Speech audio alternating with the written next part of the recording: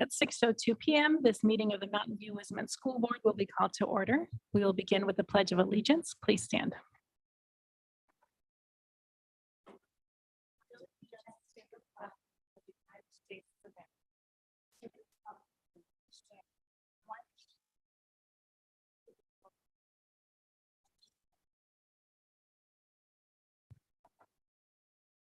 We will now take roll of all the trustees present. Laura Blakely. Bill Lambert. Devin Conley. Laura Berman, let the record reflect that all trustees are present. Now we move on to the approval of the agenda. Any trustee questions or comments regarding the agenda itself? Okay, if you are a member of the public and wish to make a comment on the agenda itself, you may do so now.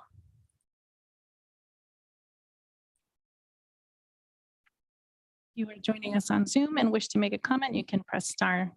You can raise your hand in Zoom or press star 9 on your phone. Seeing as there are no comments, do I have a motion to approve the agenda? I move that we approve the agenda as presented. I second. All those in favor? Aye. Let the record reflect that a motion was made by trustee Blakely and seconded by trustee Lambert, and the agenda has been approved unanimously. Okay, we'll now move on to a new item 2, special recognition, employee recognition for the first Turtle Award. Dr. Rudolph? Yep. So just want to highlight what the Turtle Award is. We're not going to go through and mention each name, but essentially this year we wanted to find ways to positively recognize employees. And so any employee can recommend anybody for a Turtle Award. Tomorrow, we will be shipping out the golden turtles that they've received, as well as a note card that indicates why the person who was recommending them is going to receive a card. So it's sort of a personal note, just a thank you for sort of going above and beyond. But we wanted to highlight all the names of those individuals for the board to just sort of recognize. And we'll do this at every single meeting.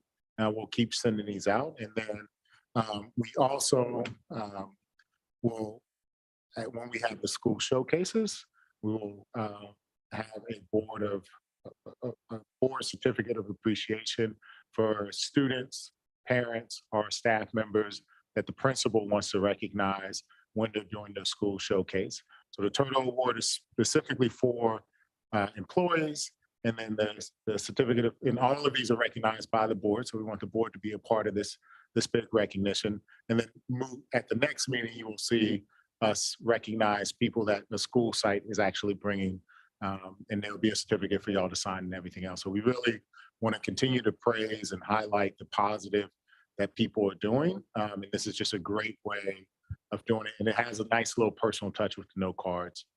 So really excited to get this off the ground. Thank you, Dr. Rudolph. Yes, Trustee Blakely. I'm just wondering if it doesn't make sense to just read the names. It doesn't seem like it would take that much longer.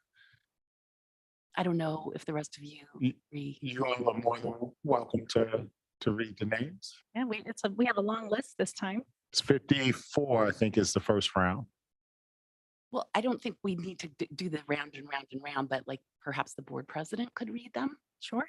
I mean, I don't, if the rest of you feel like I'm wasting time, that's fine. I don't mean to do that, but I want to honor them. Absolutely. So, well, I would be happy to take a minute to do that. Give me a second to pull them up.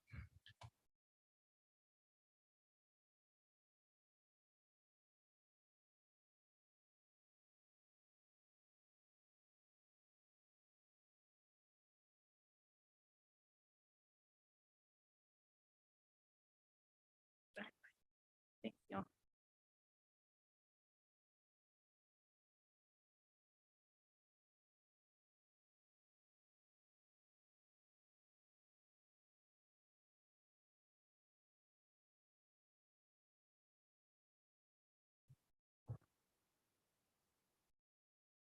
Okay, I'm going to go ahead and read through this list of names. I apologize if I mispronounce any of the names on this list. I will do my best, but congratulations to all of our award recipients. And we will begin with those receiving the recognition in August 2023 are Ada Smith at Crittenton, J.C. Crampert at Crittenton, Casey Ruiz at Crittenton, Steve Chesley at Crittenton, Alejandra Garcia, the district office, Brian White, the district office, Jennifer Thornton, the district office, John Zipizauer, the district office, Liz Reeves, district office, Nubia Avina, district office, Regina Aguas at the district office, Swati Dagar at the district office, Veronica Del Rio, the district office, Eileen Gelsam at Graham, Azucena Corral Pinela at Graham, Dina Vang at Graham, Edgar Gomez, Graham, Evelina Calderon at Graham, Isabel Duenas at Graham, Jackie Sharp at Graham, Kisa Carrillo at Graham, Yolanda Murillo at Graham, Deidre Ryan at Graham and Landals, Annette Luongo at Imai, and Morty at Landals, Elizabeth Perry at Landals, Natalie Helbrecht at Landals, Eva Rizano at Landals, Carmen Martinez Mistral, Jennifer DeGraff Mistral, Lisa Baylor Montaloma, Megan Perfect Montaloma, Caitlin Stern Montaloma, Kwan No at Montaloma, Teresa Lester Stevenson, Linda Young Verikoff, Angela Bisbee Vargas, Annie Flores Vargas at Vargas, Cherry Dantani at Vargas, Danielle Richard Valencia, Damien at Vargas, Emily Zurian at Vargas, Kristen Solorzano at Vargas, Luis Rivas Salinas at Vargas, Natasha Amor Harris at Vargas, Sylvia McLeod at Vargas, Vern Taylor at Vargas, and Zachary Ramon at Vargas. Congratulations.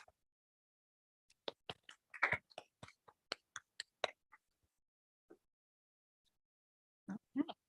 Well, with that, we'll move on to, let me see, did we have any comments from the public on this item? If you're on Zoom, you can raise your hand. Okay, I don't see any comments from the public. Okay, congratulations to everybody. We'll move on to item 3, closed session agenda for public comments. This time is reserved for members of the public wishing to address the board on items on the closed session agenda. If you wish to make a comment on the closed session agenda, you may raise your hand on Zoom or press *9 on your phone. Okay. Seeing as there are no public comments at 6:10 p.m., we will adjourn to the closed session.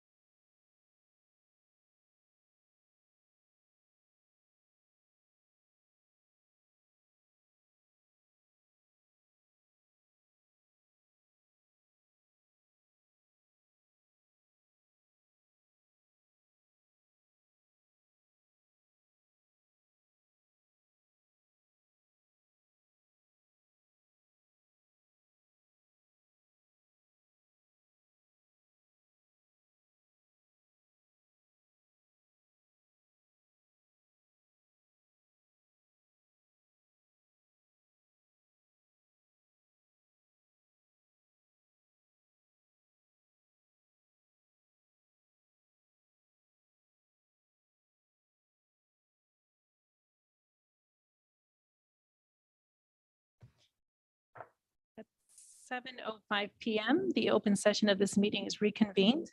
There was no action taken during closed session. We will move on to item 6, the consent agenda. All items on the consent agenda are considered routine and will be approved in one motion. Are there any questions or comments from trustees regarding the consent agenda? Trustee Chang. I move we approve the agenda, but have an item to pull contract number 4, the Keene's Consulting contract. So a motion to approve it minus item 4.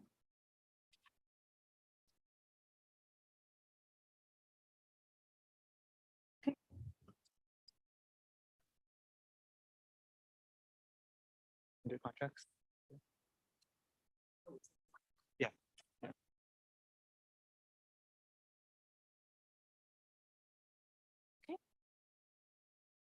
And we'll move on to public comments. Are there any members of the public wishing to comment on the consent agenda?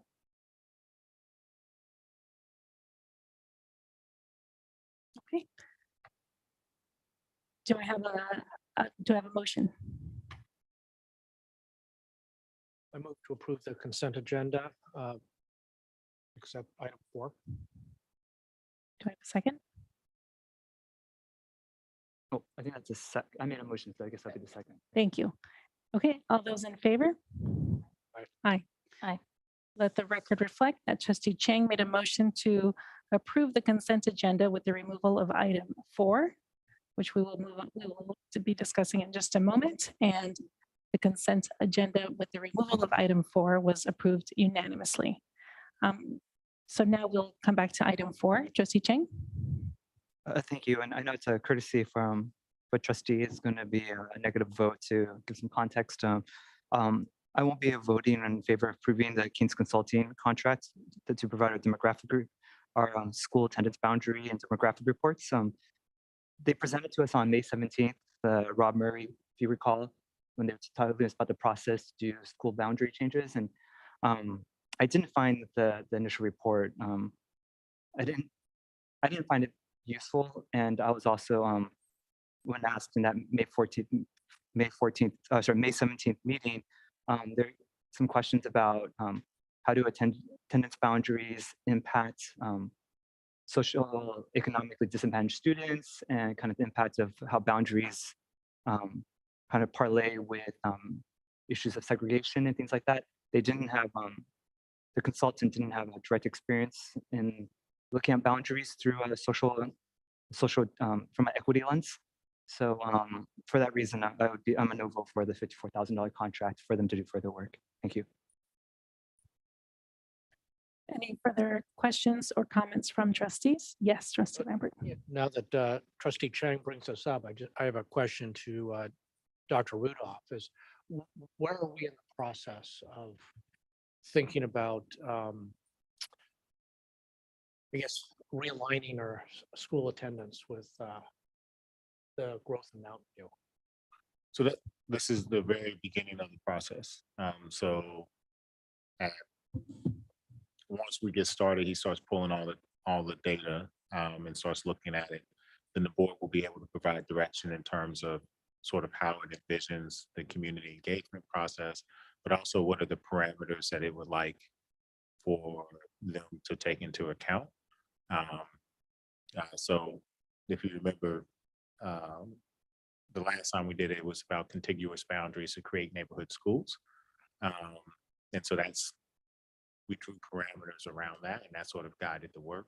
The board can choose at any given moment to readdress that. And the idea here is what we would like for Keene Consulting to do is to possibly create triggers that will help us to adjust to growth as it starts to show up, and help us understand how different areas, different school sites could be leveraged to address the growth that we'll see as it comes online.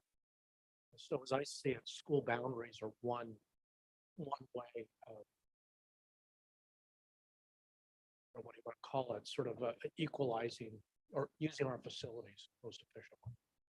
But Correct. there are other ways to go about doing that. And this is not precluding us considering these other ways, correct? Correct. You can, I mean, I think the most important thing for us to do is to maximize the usage of our current facilities to the highest extent possible, right? So we have facilities that are currently being used at 30 to 40% of capacity just because of how the boundaries were drawn and the expectation that future growth will come.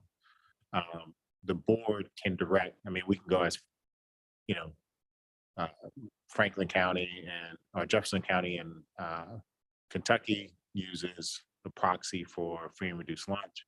You can go San Francisco, which is an open lottery. You can choose a contiguous neighborhood boundary. That's really up to the board's discretion. And our goal is to execute the board's vision in terms of how that looks. There's nothing that precludes you from, or that requires for you to adhere to neighborhood boundaries unless that's what the board chooses. Just have a follow-up question if you don't mind. So I think it would be useful for the consultant to sort of get our input and our thoughts before proceeding, so they're not working on a totally blank slate and end up sort of, coming through with options that just, are misdirected and not appropriate for amount. Right. So Or our goals. So what we would do is look at this beginning the work. It's just looking at our current facility usage and capacities, and then taking, because we have a different demographer who looks at the growth and taking that, and then we would come back to the board and ask for very specific direction about which way you want to come, and then or you want to approach this, and then it would be an iterative process until the board is very clear about what comes next. Trustee Blakely. Thank you. I just wanted to point out, and looking at the contract, it says attendance boundary, or maybe it's a proposal, attendance boundary adjustment and student equality analysis. And it says, while identifying potential boundary adjustments, King will take into consideration student socioeconomic data and promote district and stakeholder goals regarding increased student and school equity. Specific tasks within this scope of work include attend meetings with the district staff, board members, and or other community stakeholders to gather input and direction for attendance boundary and student equity goals. And down below, it goes on to say they'll incorporate student socioeconomic data and prepare a summary of equity between each site boundaries, student resident populations. In any event, I just want to point out, I believe that this proposal addresses all these things that we're talking about. So I'm not sure what the concerns are. I mean, I think the concerns are legitimate, but I think they're addressed in the proposal. Yes, Vice President Conley. And I think I remember the discussion being a little bit different in that it was very general overview of things that districts take into account with boundaries. And when you asked your question, the response was along the lines of, that's certainly something that can be looked at. We can bring more information about it. That did not cue to me, oh, they have absolutely no knowledge of equity work. They don't use equity. They don't use socioeconomic study. He did sound like they are familiar with it. And based on the contract language, I'm really comfortable with the contract language. So I will be supporting the contract. Yes, Trustee Chang. Thank you. To my recollection, when past attendance boundary changes, we looked at, and Trustee Lambert was on that committee, and I think some others have served as well, or at least observing. Past attendance boundary changes were done looking at current data, from my recollection. And because when we look at future demographic changes, some of us on this board have seen many different demographic reports over the years, and they've come back with different numbers over the time because it's very hard to peg down the future. And so, like, in my mind, when we're looking at attendance boundaries, and I totally agree with this idea that we need to figure out how the most efficient way to use our schools for the kids. I always felt like in the past it was using current data, which is a process internally we are able to handle. Like we know our numbers, we can crunch that analysis ourselves, right? We don't need a demographer to tell us our current enrollment data or where our available classrooms are, right? And then from there, a harder question when it comes to our attendance boundaries is a political question, right? That's where we involve the community, especially if we are going to approach issues like desegregating Castro or things like that. Those are community questions, right? And I feel like sometimes we like throw political questions to consultants when it really should have been a board community process. And so what seems to me as a political question and not an analytical crunching needed by a consultant using future data. To me, this is like using current data and looking at some hard questions as a board in a community of where boundaries should be. And I don't feel like we need a consultant for that, but I want to respect people's time. So I'll make a motion that we approve this contract for Keen's Consulting. Second. All those in favor? Do you need to open it up for community comments? Thank you. If you are a member of the community and you would like to comment on this item 4 on the consent agenda, you may raise your hand in Zoom. If you're in the public, you may fill out a comment card and bring it up to the front, please.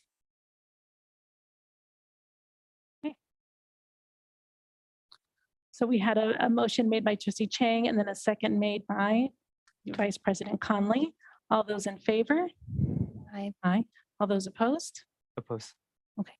Let the record reflect that item 4 on the consent agenda was approved by Trustee Blake. A motion was made by Trustee Chang and just by Trustee Chang, seconded by Vice President Conley. Was approved by Trustee Blakely, Trustee Lambert, Vice President Conley, and President Berman, and it was opposed by Trustee Chang. Okay, we will now move on to communications. Begin with employee organizations. Are there any representatives of employee organizations who would like to address the board at this time? Seeing as there are none, I will move on to district committees. Are there any representatives of district committees that would like to address the board at this time? Okay, we'll move on to item C, updates from the superintendent. Dr. Rudolph? Thanks. Just want to give a couple of quick updates. So the first one, just want to let everyone know, it actually seems like I had the years off, but so it's been 22 years since 9/11, and all of our school sites will actually be recognizing it. So we will have their activities as well as moments of silence that will be taking place. I know some of us in our community have been personally affected. My students that actually were teaching lost family members at the Pentagon.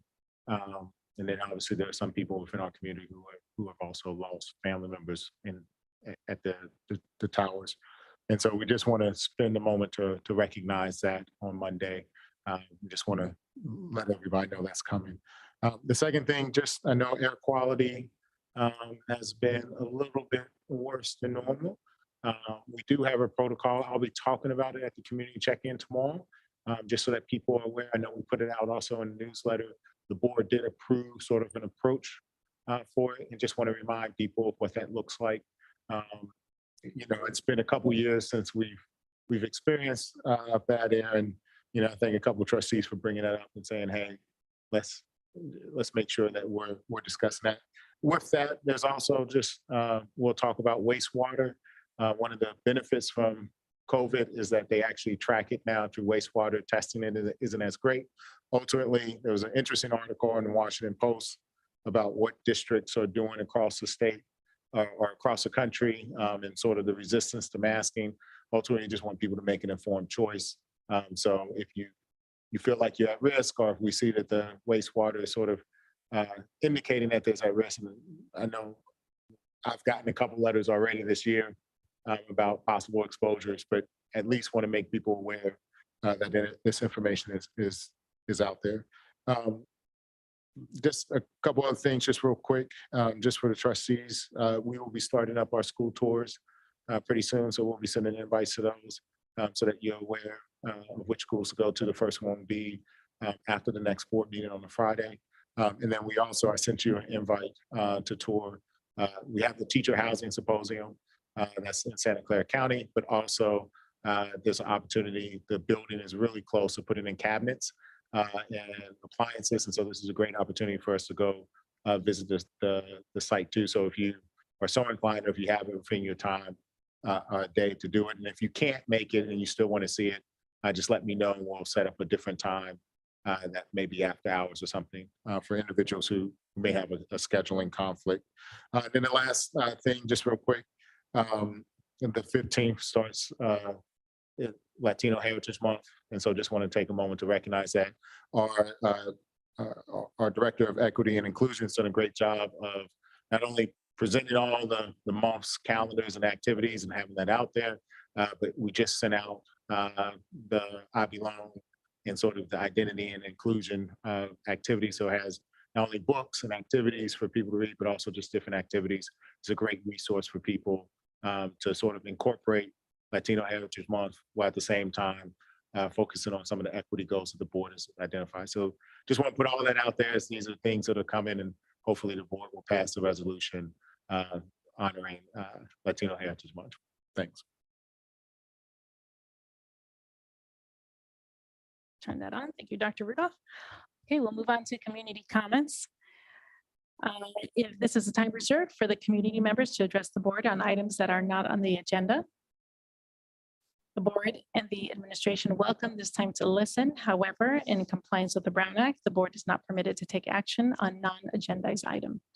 If you wish to address the board on non-agendized item, you may raise your hand in Zoom or complete a comment card in the back of the conference room, and you may bring it up to the front. Okay, seeing as there are none, we'll move on to our review and action portion of the agenda. We'll begin with item A, public hearing and resolution number 02-090723. Ms. Daggar. Great, thank you so much. Good evening, trustees. It's a pleasure to be here this evening.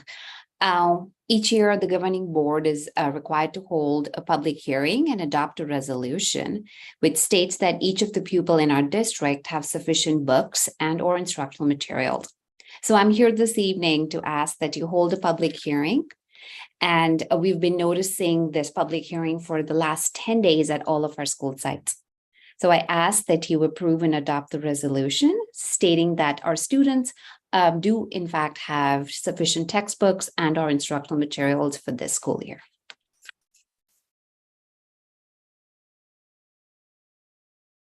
Thank you very much. Do we have any clarifying questions from the trustees?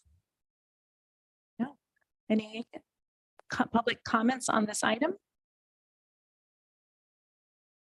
Okay, seeing as there are none, trustees, do I have a motion?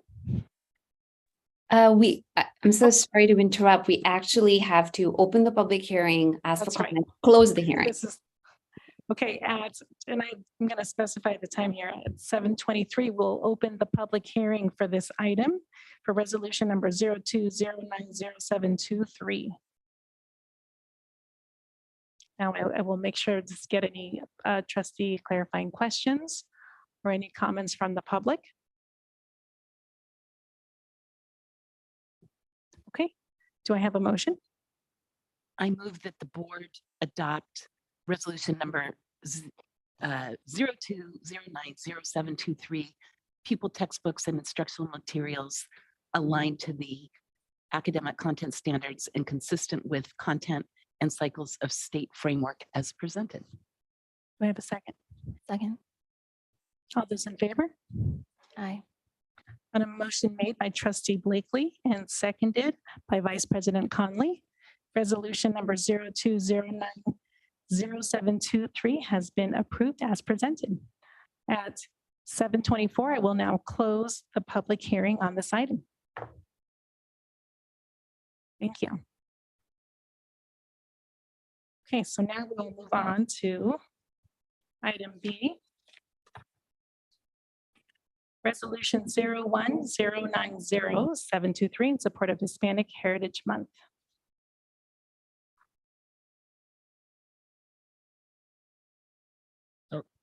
Shelley, I need you to, there we go. Good evening, trustees.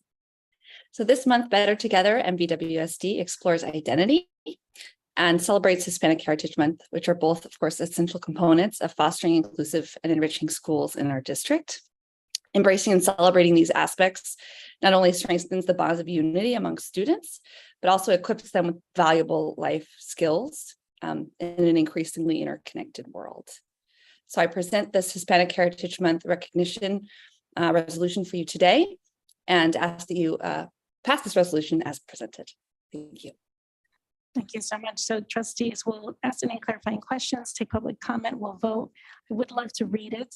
So if you want to take a moment just to bring it up on your computer, we'll go down the line and read it sort of round robin style. And but first I'll just begin with any trustee questions. I had a question. In the whereas where we talk about Gabriela Mistral, it says Gabriela Mistral, but not elementary school. Is it possible to make an amendment to the resolution to clarify that for people?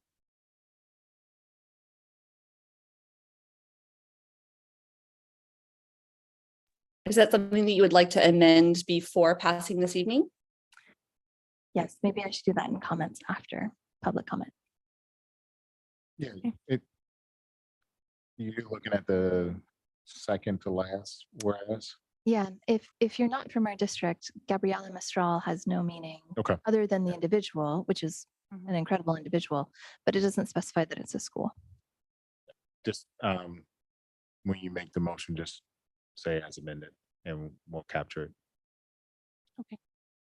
Yes, trustee Ching, any questions? Yes. Thank you. With the start of Hispanic Heritage Month on Friday next week, have we heard of any activities that are being planned at the elementary schools or middle schools for the next month? Thank you. Yeah, I've actually spoken with several site leaders who have arranged activities with their school sites and already have actually the information in their newsletters that has gone out. We've encouraged teachers, of course, to use the resources available through Better Together to explore both the concepts of identity, as is also related to Hispanic Heritage Month, to make sure that all of the topics are explored every month as opposed to just once a month. And I know that in the past, all elementary schools and middle schools have participated in celebrating Hispanic Heritage Month. Okay. We'll move on to public comment then. Do we have any members of the public wishing to comment on this resolution? Okay, then we'll move on to some final comments from the trustees. I do have one comment I'd like to make. In 1996, when California voters approved Prop 209, an affirmative action ban on public universities, the UC system saw their numbers at the number of students enrolled that are Black or Brown students at UCLA and Berkeley fall by 40%. At the end of June, just this year, the Supreme Court struck down race-based admission practices at public and private universities across our country. I anticipate we're going to see the same drop in our numbers of Black and Brown students attending those universities. So acknowledging Hispanic Heritage Month with this resolution is very important every year, but I think this year in particular. I hope it sends a message that we see our Hispanic, Latinx, Latino, Latina brothers and sisters. We are committed to identifying and breaking down barriers to success, and we will work tirelessly to create an inclusive, equitable, rigorous, and joyful learning environment for our diverse student body and their families. Trustees, do I have a motion? Make a motion that we approve resolution 01090723 in support of Hispanic Heritage Month. Second. All those in favor? Aye. Let the record reflect that on a motion made by myself, President Berman, and seconded by Vice President Conley, this resolution has passed unanimously. Okay, Trustee Blakely, would you want to say one more Let's thing? make the amendment. But that's all right. The for elementary, You're right. it's fine. I'm not going to worry about it. Okay, we'll Can we make a just note. ratify that it would be, okay. So whereas Okay, members of the Mountain View Wisconsin School District Board of Education are honored to join communities across the country and recognize September 15th, 2023 as the start of National Hispanic Heritage Month. And Whereas MVWSD recognizes the importance of using inclusive language to invite discourse around the power of words to promote positive self-identity, belonging, and to recognize that the terms Hispanic, Latino, Latina, Latinx are all valuable identifiers that each person should have autonomy to self-describe and Whereas Hispanic Latino students and families make up the largest subpopulation of the Mountain View Wisman School District community members and are extraordinarily diverse, consisting of various nationalities, races, spoken languages, social and political histories, and cultural practices that should be celebrated and recognized is a key part of the social fabric in Mountain View.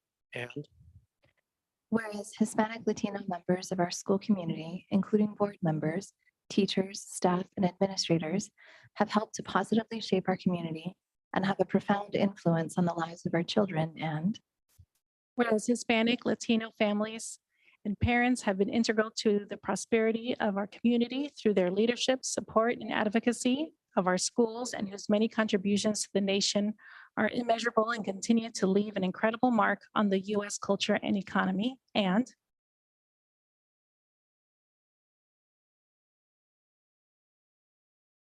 Sorry, I lost my place. There we go. Okay, got it. Thank you. Apologies for that. Whereas the history of inequitable outcomes for Hispanic Latino students and other marginalized groups in our community and across the state was exacerbated by the global pandemic and reminds us to continue to highlight the need for targeted strategies and resources to close the opportunity gaps for Hispanic Latino students in the Mountain View Wisman School District. And whereas Mountain View Wisman School District boasts our dual immersion program at Gabriela Mistral Elementary School that provides an opportunity for district families to benefit from immersive instruction in Spanish language for all students at the site. And whereas Mountain View Wisman School District affirms its commitment to being a place where all students and families feel empowered to reach their highest potential, acknowledging that this excellence is born from a deep well of knowledge sustained through our diversity. And therefore, be it resolved that the Mountain View Wisman School District Board of Trustees adopts resolution number 01-090723 to encourage the celebration of National Hispanic Heritage Month in the schools of the district with culturally responsive activities, and to value the roles and contributions of Hispanic Latino people to the local and national economies, culture, and identity. thank you very much. All right. Okay, so we will now move on to the Montaloma fencing, item C. All right, staff has presented the board with 3 options and recommends option 1. We leave it to the board to vote on which decision to move conceptually with, so that we can start work. Let's see, trustees, any clarifying questions? Yes, Vice Did President have Conley. some questions. Dr. Rudolph, I'm curious about if you could remind us the number of special education classes that are placed at Montaloma and at other sites in the district. Give me 1 second.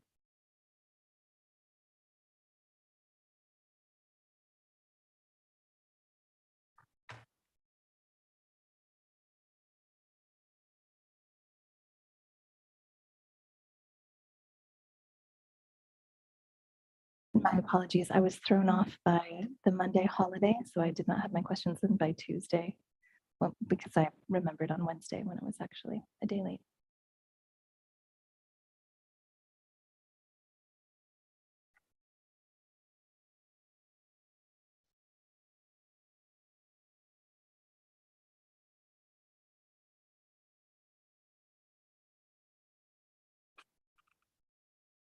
So Montaloma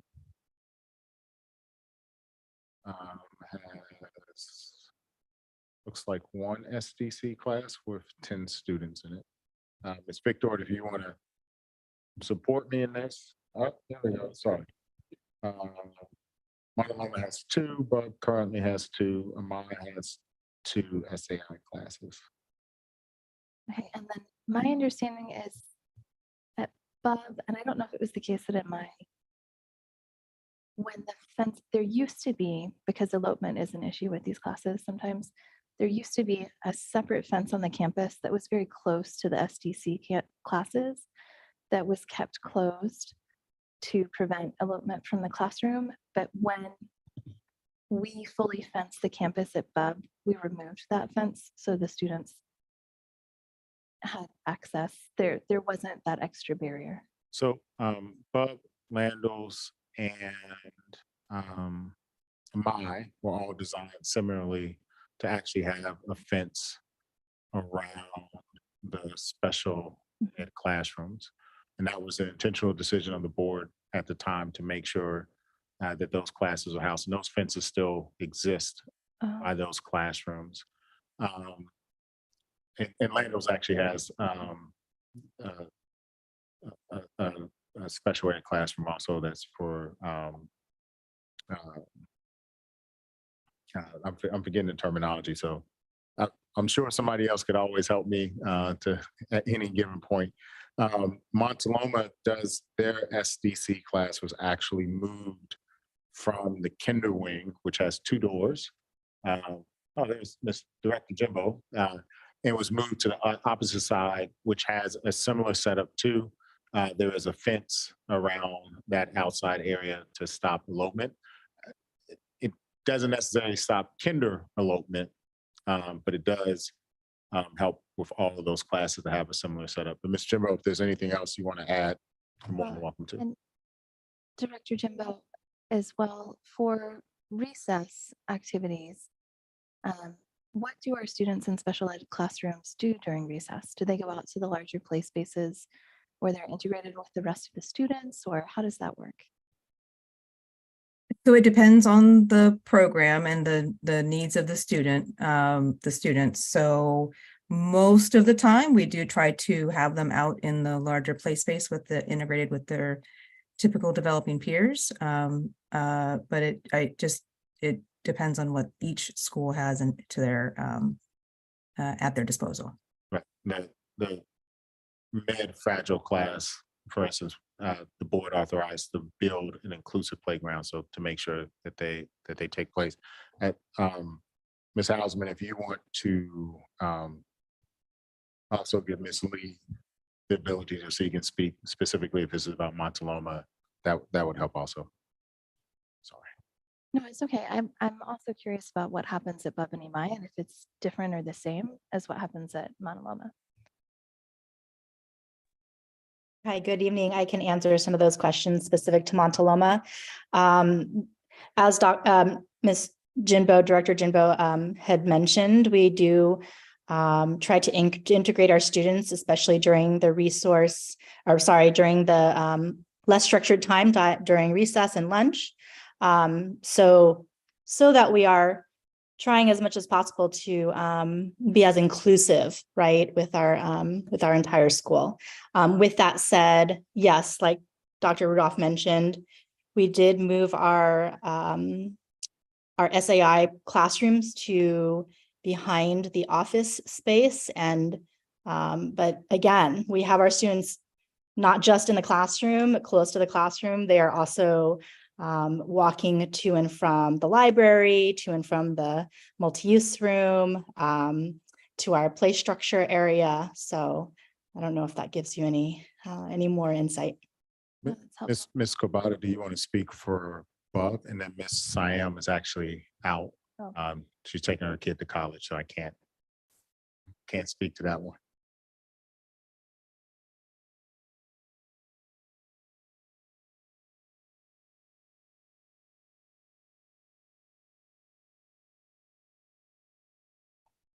Or Ms. Nguyen, if Ms. Kobata is having technical difficulties. So I can jump in.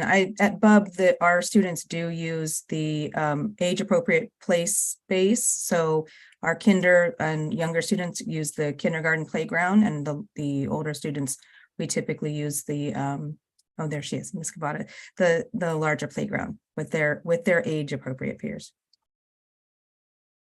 Yeah, so that's correct. So you said it, our students in our kinder mild mod do use the kinder playground. And then even since we have multi-grade classes, we do try to get experiences for kids, like it's a K2. So we try to get the second graders in with the second grade class.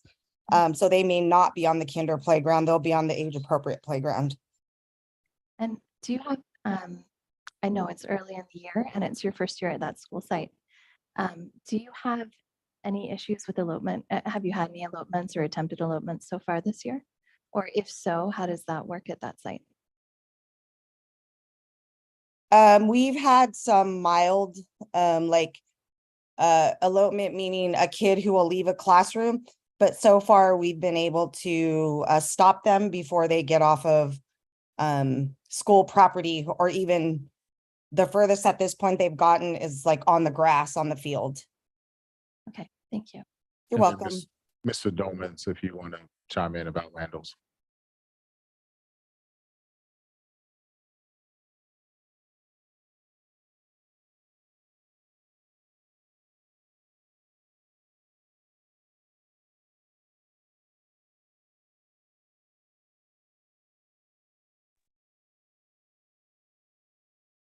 Art Director Jimbo, you can chime in. I can certainly chime in. So Landell's for our mod severe medically fragile students, there is an adapted playground that is utilized. And it's similar with other schools. We try to the best of our ability, have students with age and grade appropriate peers on the general playground. And that inclusive playground isn't fenced in any way. It's open to the rest of the site. That is correct. Thank you. Okay, sure. Yes, Trustee Chang. Thank you. Regarding a question about option 1 and the multi, now let's use the exact language here. The multi-use fields that will be open to the public. What will be the language and policy about staff usage and priority during school hours on the multi-use field? We're currently working on updated signage that will just remind people that the school site has priority during school hours.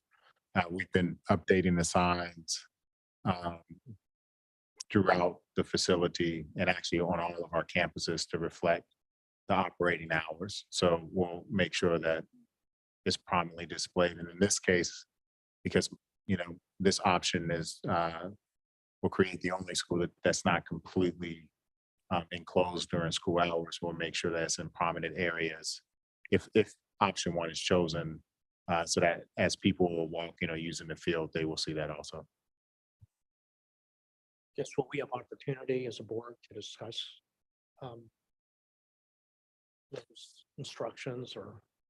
Yeah, the signs were included in the earlier part. We can bring them back. It just simply says here are the operating hours, but we can definitely bring it back as we move forward. Yeah, my idea is just so everything's, so we have an opportunity to discuss it and make Yeah. sure everything is very clearly communicated with the signal.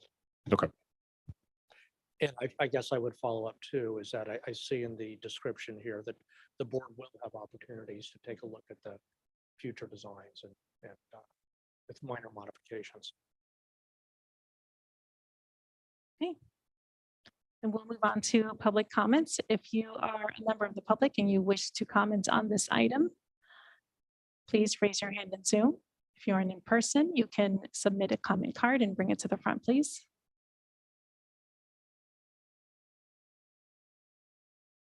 Okay, given that there are no comments, trustees, I'll bring it back to the board. I'm just going to quickly just give my thanks to the district staff. Oh, I'm sorry, I missed that. Let's see. Okay. We have one public comment. I'm going to go ahead and make time for that one. Can we have 3 minutes on the clock? And if you are a phone number ending in 76, you may unmute yourself and begin your comment. Thank you, President Berman. This is former board member Stephen Nelson. I would like to say I saw the comments of the trustees at the last meeting, at the special meeting, and there was definitely one trustee with teacher experience with lower grades who expressed what I think the school staff, the families, and even the neighborhood meeting focus group summaries all said for their main points. And that was the multi-use field would be fine if it was enclosed for use of the students during the time of school, only during the time that the school was in session. Realize that the school is only in session for those students 180 days a year. That's less than half the days in a year. And even on those days, there are times after 4 when the baseball field or any of the other places are free and open for the public to come in and use. None of the other schools prevent students by a fence from going to their large green space areas. If you do, number one, you'll be listening to those people who I guess didn't go to the focus groups, because the only focus groups that said that land should be open to the public at all hours was the seniors. So those people who didn't agree with that, you heard lots of people, individuals say that, but the amount of public input that you had with those other 3 focus groups all said that land should really be reserved for the public school students during the public school day. So I wish you would listen to that. And by the way, Mr. Chang, the sign was changed after July 2007. Before that, it didn't say that it was a Mountain View City Park. So there has been a problem since 2007, and the signage that was put out in the front mislabeled that as being city land. Thank you.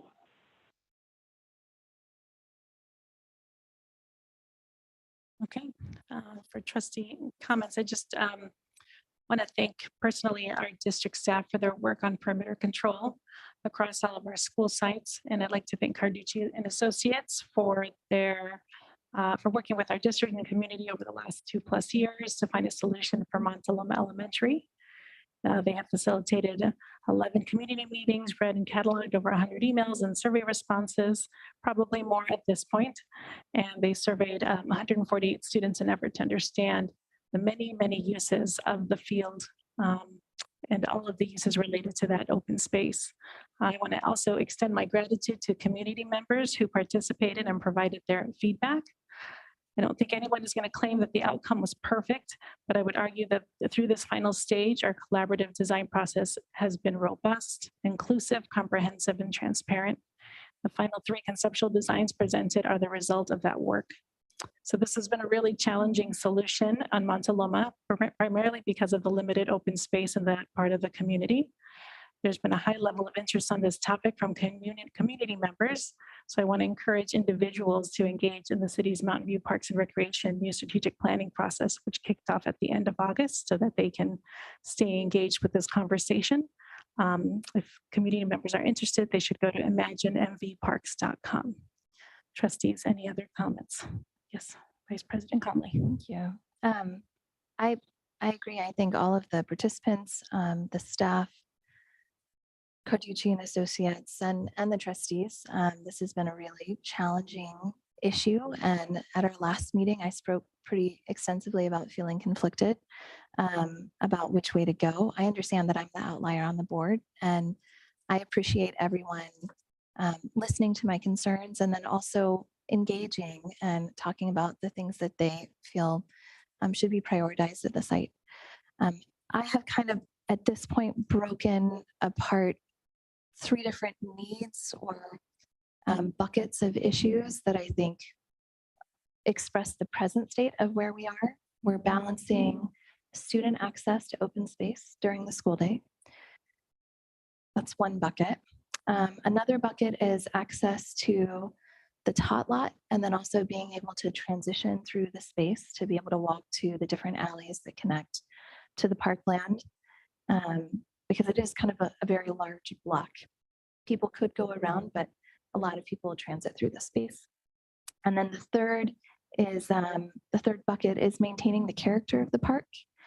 maintaining access outside of school hours. There was a lot of concern that I heard from people just about gates in general, that they wouldn't be unlocked. And so they're really concerned about that. And then also maximizing the space for the soccer fields. And none of the solutions that we have before us meet all three of those buckets, if you will. Option one addresses the tot lot and transportation, as well as the character of the park and access to the park for the most part, and maximizing the soccer field. Whereas options 2 and 3 disrupt the character of the park more, but still provide more open space for students and also access to the tot lot and transit during the day. And when I have been a kindergarten teacher and dealt with eloping students. I've also heard community comments about, well, how does the fence help with elopement if the gate's open from the inside? Having been that, you feel a little bit like a herding dog trying to run down a 5-year-old when they take off. But knowing where they're going and that there's only 1 or 2 access points and that you can get to that point before them actually helps tremendously with elopements. It makes a huge difference. We're only going to be increasing our numbers of TK students at the sites as well across our district, because there's a mandate at the state level to expand TK to all eligible 4-year-olds. So we're going to have more and more of these young children. And we have 2 special education classes that are located at the site that also have students who may or may not elope when they're integrated with the rest of the students during recess and outdoor activities. And one of our goals is to be as inclusive as possible and mainstream those students as much as possible. So when I look at this problem, I still wish we could go back to one of the very first solutions that was presented to us, which was just putting a fence across the front that was largely decorative but served its purpose, and putting gates on the 2 alleyway access points and calling it a day, because I think that that solution maintains the character of the park. It means that, when you come after school or on the weekends or over the summer with your kids, and one is playing a baseball game, and the other one wants to go run around under the trees, and somebody else wants to go play on the tot lot, you can have an eye on all of them and access all of them. But it also maintains open space for our children, especially for our youngest children and our children with special needs. Our special needs children are placed at the site. They aren't necessarily even from the Montaloma neighborhood. They can be placed at the site regardless. But the idea that if you go to Montaloma as a student, you have less access to open space during the day than your peers at any of our other schools in the district. And it was by deliberate choice of the board, is difficult to swallow. And when I spoke to residents at the Montaloma Ice Cream Social, people were really kind and open and expressing, they had some very strong opinions. The question that I kept asking over and over was, how do you use the park? And time after time after time, what was said to me was, well, I don't come on during the school hours, but I like to walk here with my dog. I like to come here with my family. I like to do this, that, or the other. And it was surprising to me because I thought a lot of the issue was around being able to access it during the day. And everyone that I spoke to said that's not actually something that they do. I think it may be in part that conversation has shifted a little bit because of the last year of trying to negotiate the sharing of that space.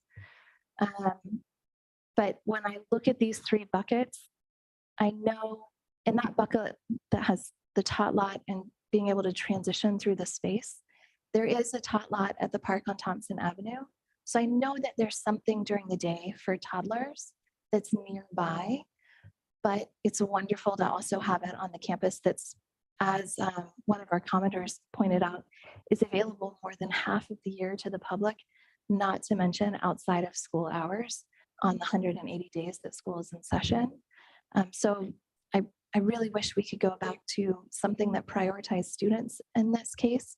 But I'm happy to listen to the rest of my colleagues. And I also understand where the community is coming from and where the neighbors are coming from and their concerns about feeling like they're losing a part.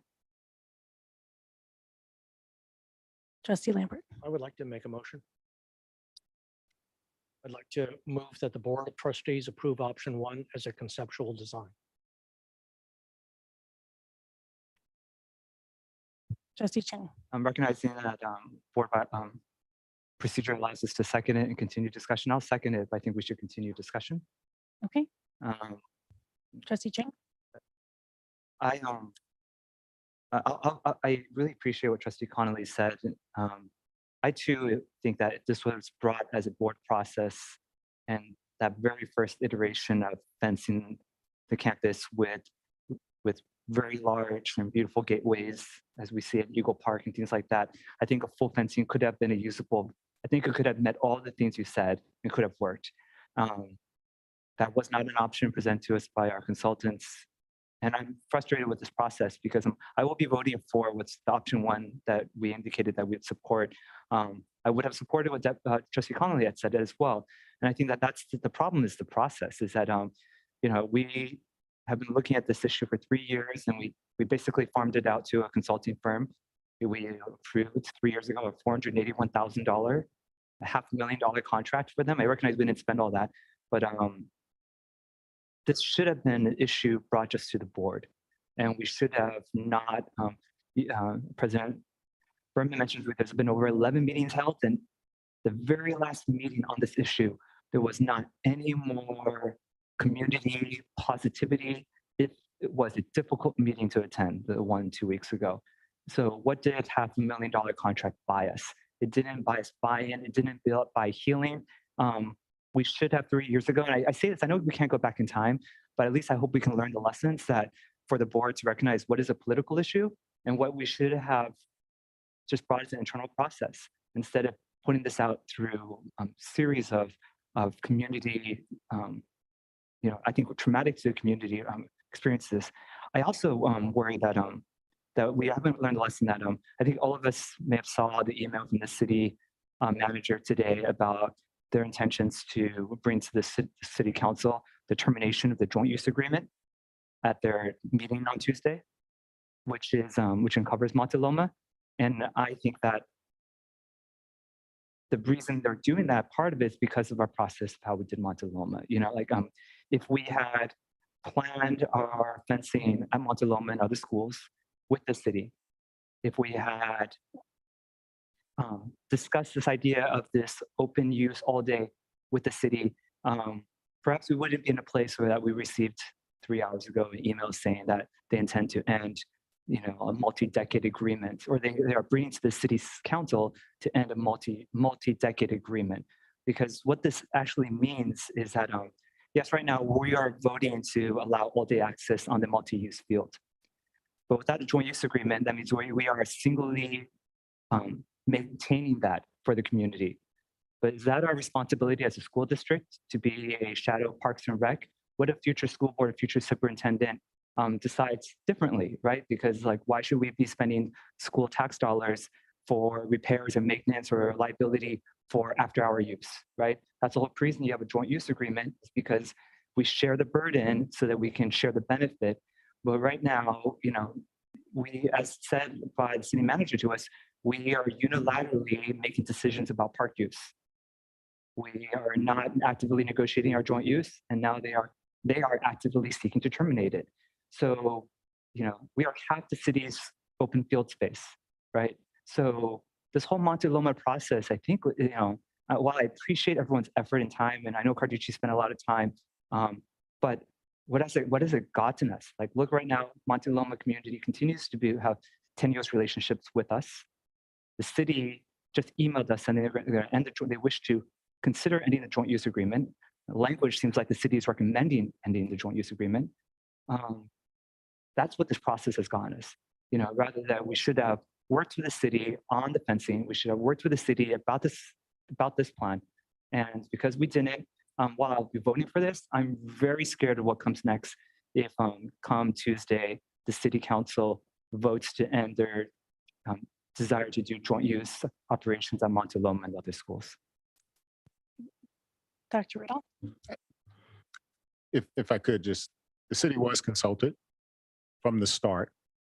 And actually, they actually approved the initial design. Whether or not after everything sort of blew up, they publicly approved it. On record, we have that they were consulted prior to all this starting. And I don't want to, I think it's an unfair characterization that we went by this all by ourselves. And just for full disclosure, the indemnification that the city refused to provide to the school district is the sticking point for the joint use agreement, because they have, and if you look, ironically, as I was looking after I received the email and I looked at the other agreements that we have, the indemnification for the the sports pavilions actually exists on both halves. It does not exist in the joint use agreement, which is part of the issue. And then the last one is the Civic Center Act. So I think that those are the major sticking points. I obviously have not seen the city's presentation, but I do want to say that they were consulted, the Parks and Rec staff, and Dr. Westover did work with us. Last one, just for what it's worth, Robert's Rules of Order, any option is available to the board at any given time. We, true to form, we presented 3 options and we stayed with the 3 options because that's what we presented to the board. But it is the board, any trustee, according to Robert's Rules of Order, can introduce and get a second, a counter proposal, or anything else if they so choose. I'm not arguing that that's the way that you want to go. I just want to point out that, and I consulted with Trustee Berman about this after a couple of trustees requested, and our conversation went, we presented 3 options. It is extremely unfair to present a new option as a result from staff. And so, but that does not mean that you as a governing body cannot make a different decision. I'm not trying to influence you one way or another. I'm just simply saying, like, we adhered to the process that we said that we would. We bought 3 options. We stayed with those 3 options. But you can kick this, similar to all the other processes that this has happened over the last years. You can direct us in any which way you want. We can start over. You can take over, but that's your option. Trustee Chang? Thank you. Thank you, Superintendent Rudolph, about the clarification of where the sticking points with the joint uses, and in relation to the question of Monte Loma, and we have a city staff here in attendance. Like I really hope that this school can quickly respond to the city if they're about to discuss this issue on Tuesday about this issue of indemnifying about liability after hours. That's an insurance issue, right? And that's a question of, largely, if you put out to a bid for insurance, we're not talking a lot of money in reality, right? It's like, indemnifying means that somebody needs to get insurance to cover if something goes wrong. To the access of half the city's usable field space, it's ridiculous that we are frozen on the issue. And I urge the city to work. I mean, it's a very valid concern, the school district, that we should not be liable for after hour liability at Monte Loma or other schools. It's also, the Civic Center Act, all these things, like, I'm really frustrated that we aren't negotiating, because these seem like such small issues to solve. Regarding the Trustee Connolly's suggestion about the fencing the whole place, the one I would have supported. I had to request the city staff to have brought that item to the community meeting before, because had that option been vetted for input by the community, I would feel comfortable making a motion to discuss it, but it would literally destroy our trust in this whole due process if we are right now discussing fence. We actually make a motion to fence the entire place, unless we were here reopening the whole process, which I think also would frustrate people. So had there been had this been a board process and not put out to consultants, I think that Trustee Connolly's option, we could have vetted it had we brought this to the community for their input instead of bringing three, narrow designs, then like we could. But at this moment, like to entertain, while board law parliamentary procedure allows us to, I think it would be horrific. I wouldn't be able to vote for that.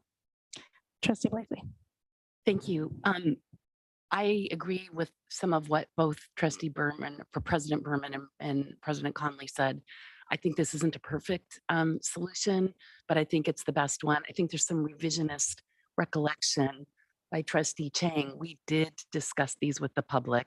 I remember during COVID, it was like 2020, it was like early in the summer. I mean, we had looked at those plans. They were shot down. There were a series of meetings that happened, before the whole Carducci process started. So, I don't think any solution is going to be perfect. And I think this is probably the best one we can have.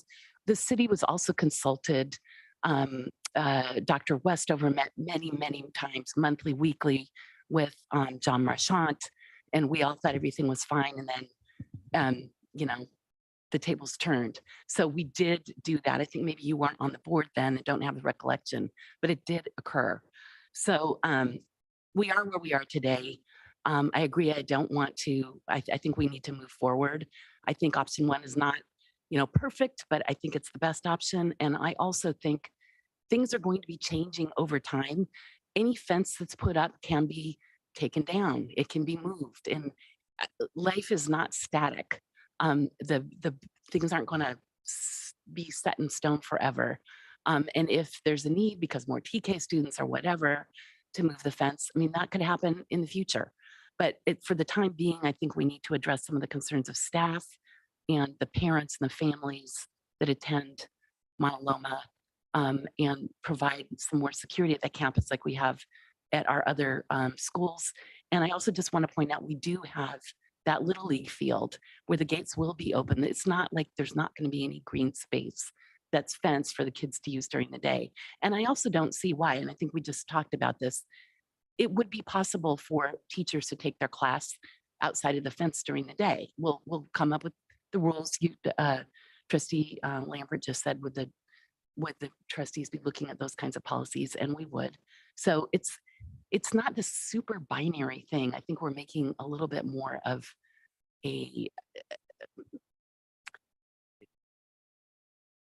it's kind of either or. And I think the world is more gray. And I think there's going to be some interim workarounds and different solutions. And so I'm hopeful that that's the case.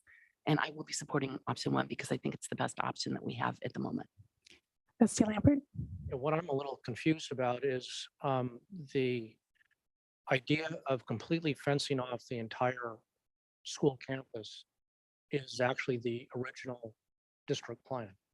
And that was within about 10 days of happening. The surveyors were out there, marking where post holes were going to be. And it's confusing to me after 4 years that if with various public input, discussions with the city, with ourselves, the community members in the school, to have that even come around to be an option after 4 years, after all of this public input, that option really started this whole thing. It was just, it was shocking. So we can't let turn on your mic. Okay. Yes, Vice President Conley. Thank you. Well, if nothing else, I would prefer option 3, because that's what's before us that gives students the most access to open space, even though it doesn't as faithfully maintain the character of the space. In response to Trustee Blakely, your comment about the kind of the binary of students going in and out of the fence, unfortunately, you weren't able to attend the teacher input session, but it was unanimous and overwhelming from the teachers that they, across the board, and each staff member was asked to speak. So it wasn't like there were a few loud voices speaking for everyone else. Everyone spoke. They all preferred option 3. And a key part of the discussion was they would not use the open space outside of the fence during the school day with students, because their experience has already been so challenging, having to interact with community members coming into the space. They felt like once the fence was up and the public had been assured they had 24/7 access, it would actually make those interactions even more contentious than previously. And so they were very clear in communicating as a group that where the fence was going to be where the students would be. And it was because of what has happened over the last 3 years. Thank you. And I'm sorry I couldn't attend because I had COVID. I would have been there. Trustee Chang. I just want to respond to Trustee Blakely's question about saying that my assertion it was a revisionist. My comment actually was about the last community meeting, which 3 of us were there. I'm not sure if you were at that meeting. So the meeting that you say was revisionist, you were not in attendance of. The meeting was there that only 3 options by Carducci were presented to the public. So my comment was, had a 4th option of fencing the whole entire school with a large fence as Trustee Connolly presented, had that been brought to community input at the final session as an option and gone through a public vetting process, I would happily entertain it here on the board. So that is my comment. So just trying to clarify that there's nothing revisionist about that. That option was not presented to the public recently. So it's not an option that I think it's justifiable for us to vote on. Okay. I thought you weren't aware of the prior public meetings that happened over the course of the last few years where it was presented. So apologies if I misunderstood what you were referring to. Trustee Conley. 2 last things, and then I'll think we'll move forward on the motion. One is that when it came to working with the city on this, at the very, very beginning around perimeter controls, Dr. Rudolph brought a presentation to City Council. It was a healthy 45 minutes long at least. And unfortunately, I heard from some council members later who felt like maybe that was an unnecessary presentation, but it was an interesting evening because before Dr. Rudolph gave his presentation about perimeter controls, the Measure T process, what the district was planning, how we had been working with the city, Google actually presented. They were closing, they were fencing their properties, and areas that had previously been open space that was publicly accessible, they felt like it was no longer safe for their employees, and they were fencing the property and they brought it to council to discuss. And City Council had no issue with that because of course an employer needs to protect their employees, even though that open space had originally been part of what was planned to be accessible to the public. Now, that was a long time ago. The other comment that I wanted to make, I have forgotten, so I will stop there. So I'll just make a couple of comments since I've been sitting here listening. I will say I'm a little surprised to hear that there's a sense that maybe the city wasn't aware or is in disagreement with some of the work that we've been doing. However, I feel like the city has been right alongside our district from the beginning. And as far as I know, Dr. Westover has had strong communication in terms of the joint use agreement and our wishes to find a solution and continue this partnership that we've had for decades. So, and I've also heard that from city council members who have come and spoken in this boardroom, saying that they really hope that we can find a solution. So I was actually really stunned to see that email, because I also know that there's community members that wish to see this partnership, because we all want to live in a community where our city and our school district work in partnership in support of families and students and homeowners in our community. So to receive that message from our city manager is really, it's a little rattling to me. I will just say that our district has no intention of cutting off any public use in our open space at all. But that wasn't the message that I've been seeing and hearing for the last couple of years. So I'm not really sure where their sticking point is. But you know, we have some joint meetings coming up, and I hope we can find some resolution. I think that there's been some serious communication issues.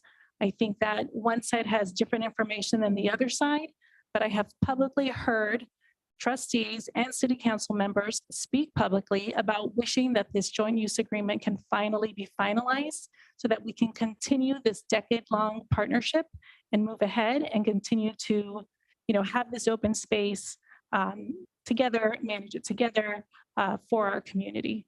So I hope that our district is not alone in doing that. And if that's the position that we're going to be put in, then we will address that. So we have a motion. Made by trustee Lampert and seconded by trustee Chang for option 1. All those in favor for option 1? Aye. Aye. All those opposed? Let the record reflect that trustee Blakely, trustee Chang, trustee Lampert, and President Berman all approved option 1, and it was opposed by Vice President Conley. Okay. Thank you. Do we need a 5-minute recess? Okay, we'll take a 5-minute recess. We'll be back at 8:20.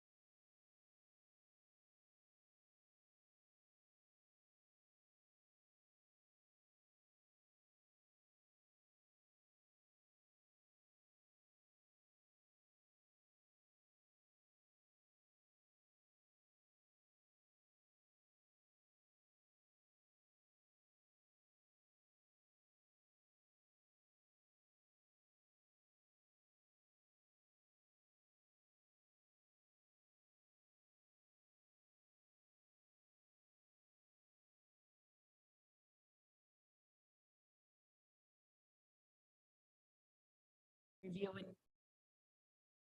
Oh, sorry. No, okay. We'll try again. So we are now on section 10 of the agenda for review and discussion. We are looking at item A, setting norms for joint meeting with MVLA, MVWSD, and the city of Mountain View. And we have our facilitator today. So I want to introduce two people. I want to introduce Dr. Bowers, who's in here with us, and we'll make sure that she can be seen also. And then we also have Mr. Jensen, who will be joining to discuss the upcoming meeting on the 18th. And I'm going to turn it over to them. Thank you. So good evening, Board President Berman, Honorable Trustees, Superintendent Dr. Rudolph. I am Kelly Bowers. I'm consultant and strategic advisor from Rennie Public Management Group. It's my absolute pleasure to be here with you this evening, and joining me virtually is my associate, Luke Jensen. So tonight we're here to facilitate a group intake meeting, and this is in order to elicit really valuable feedback from our elected officials individually. Your candid input in response to the questions I propose to you will ideally help us facilitate and establish a framework for a more productive joint agency meeting, where we'll be sharing perspectives regarding the shoreline community. That meeting will be held September 18th, along with the City Council functioning in their capacity as the shoreline community directors, as well as the trustees, elected officials from the Mountain View Los Altos High School District. Luke and I will be facilitating that meeting as well. So that's why we're here tonight. We have a number of questions, and in the interest of time, I'll get started, but feel free to respond as candidly as you can and see fit. Rest assured, that's just the beginning, not the end of the conversation. So things may come to you. If something else related to these questions, these particular questions comes to mind that you want to share at a later point that would be useful to this facilitation process, please just let me know or let Dr. Rudolph know. So we're going to start with something that, again, you're already elected, so it's not a campaign speech, but what's your why? What are the points of inspiration that bring you to public service? And anyone can share.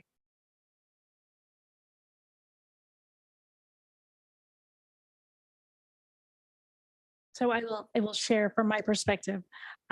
So my why, what brings me to public service is I believe that the leaders in your community should represent community members, and being Latina, I know that there needs to be Latino representation up on the school board, so that is that sort of that nudge from community members, is why I'm here. That tells me that me personally, this is where I should be in order to represent, all voices here in our community.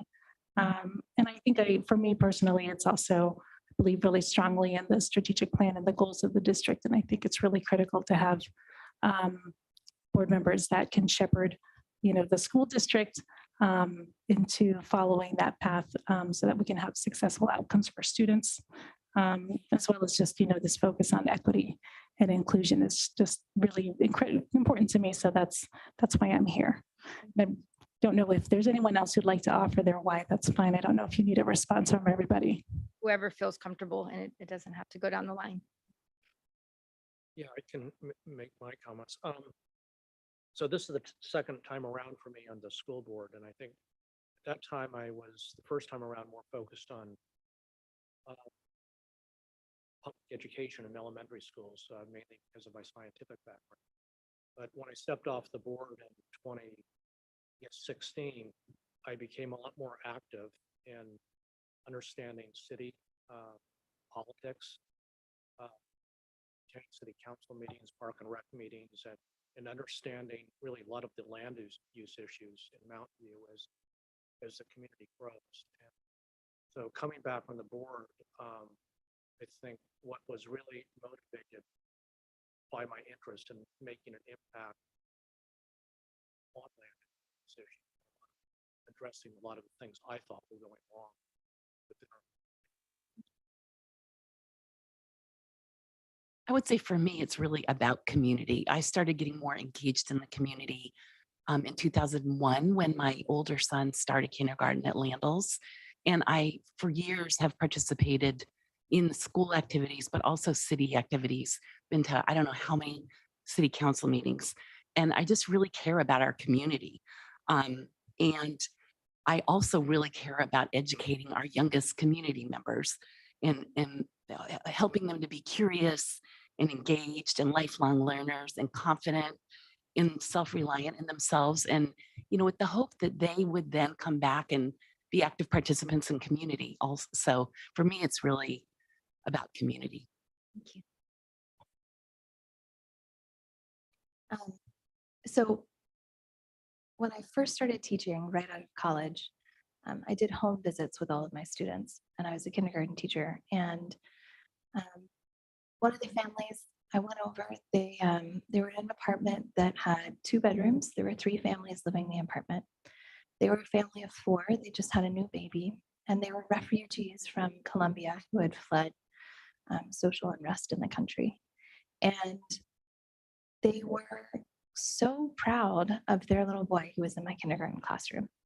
And they had all of the hopes and dreams that all of us as parents have for our children. And they were starting in a really challenging place at that moment in time. But everything that they want for their child is something that I want for all of the children in our district. And coming out of that experience teaching, I spent time doing a city planning degree. I spent time researching the interaction between city policy and school policy as a research assistant at the Center for Cities and Schools at Berkeley. And so a lot of my why has become not just being driven by wanting to support all of our students, but also helping our families and our community navigate these different systems that don't always understand each other, don't always work well together, but are so important, and that each individual voice really does matter in shaping city policy and school policy, school district policy. So that's my why.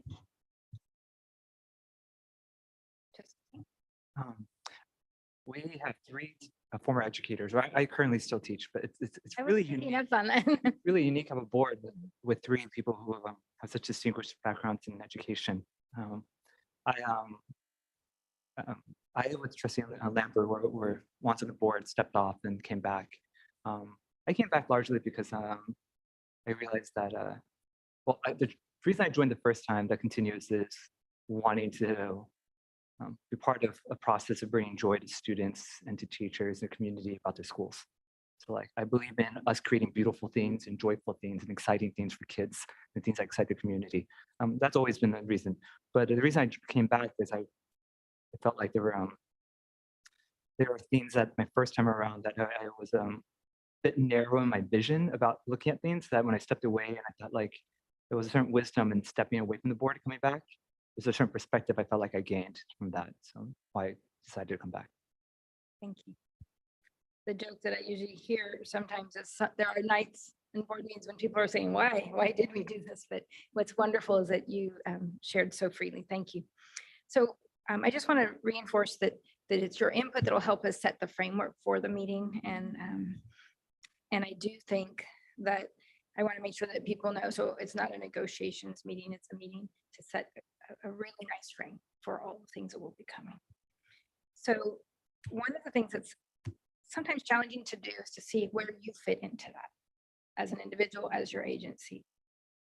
And it's often typical that people will be, especially when there are some areas of conflict, and we know there are, for people to look outward and say they should have, they could have, they will, instead of what I will do. So one thing I just want to challenge you to do as we go through this is to think of what your role will be in helping things be really productive.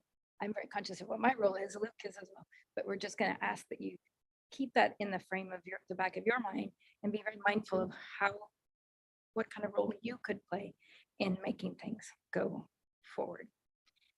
And so with that in mind, just like to think about each of the 3 agencies that were mentioned. And it's okay for people to be very conscious and aware of the good things that they're doing. But especially in times of turmoil and conflict, we don't always think of what others are bringing to the table. So I'm going to challenge you or invite you to, either way, to think of some appreciation, some things that you do value about each of the other two agencies, if you're willing to share some of those. There's no right or wrong answer, it's just we're thinking. And in that, if there's an example of when things have worked really well, but just some acknowledgement of what the city of Mountain View has done that you're proud of, admire, or appreciative of, as well as the Mountain View Los Altos High School. Trustee Conley. I'm so thankful to live in Mountain View. I mean, the services and resources that the city makes available are incredible. We're fighting forward on providing housing. We're building more housing than almost all of our colleagues per resident up and down the peninsula. I think Redwood City is giving us a run for our money, but we're doing a great job. And I used to serve on the Parks and Recreation Commission before I ran for school board. So I, got to see firsthand in that role the care and the mindfulness and the creativity that goes into the activities and events and open space that is provided by the city for our residents. But at the same time, the city has partnered with our school district to build staff and employee housing. We couldn't have done that on our own. We have had this joint use agreement for a very, very long time that has served both entities very well, I think. And yeah, I could go on. There are many wonderful things. And then MVLA as well. It's a remarkable high school district. I'm looking forward to my own child attending school there in the future when he's old enough, or I guess both my children. I have a baby now as well, so he's going to go at some point.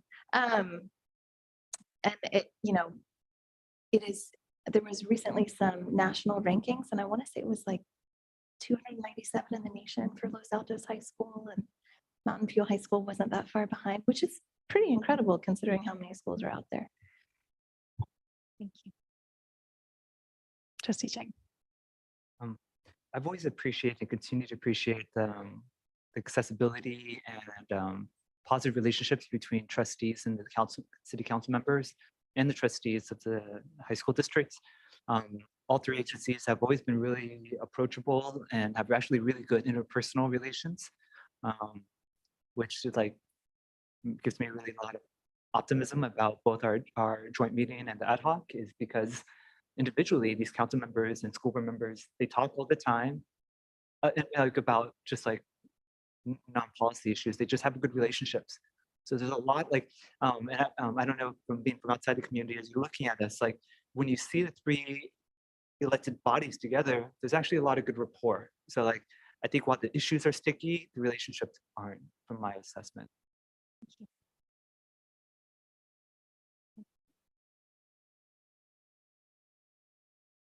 I think one thing I'd like to add is something that I think that the city does well is being inclusive of a diverse community.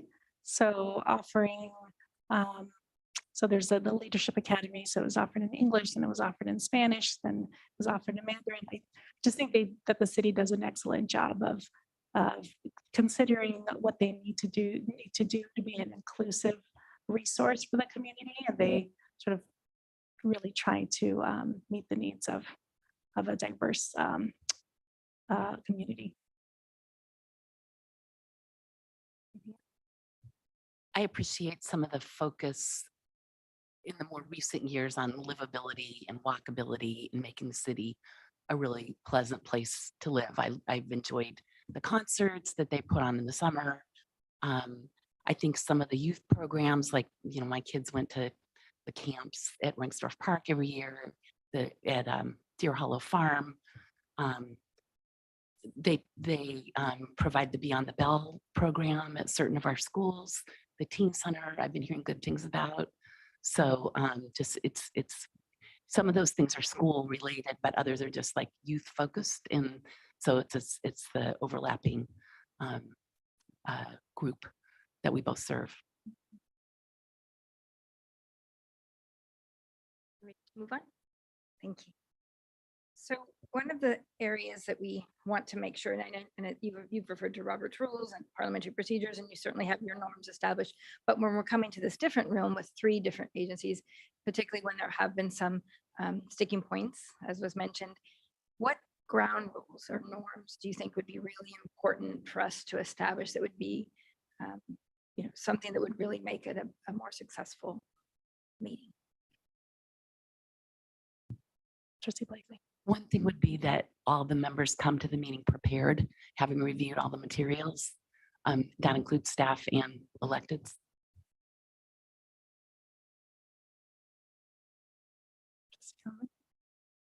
I think Trustee Chang was talking about this previously.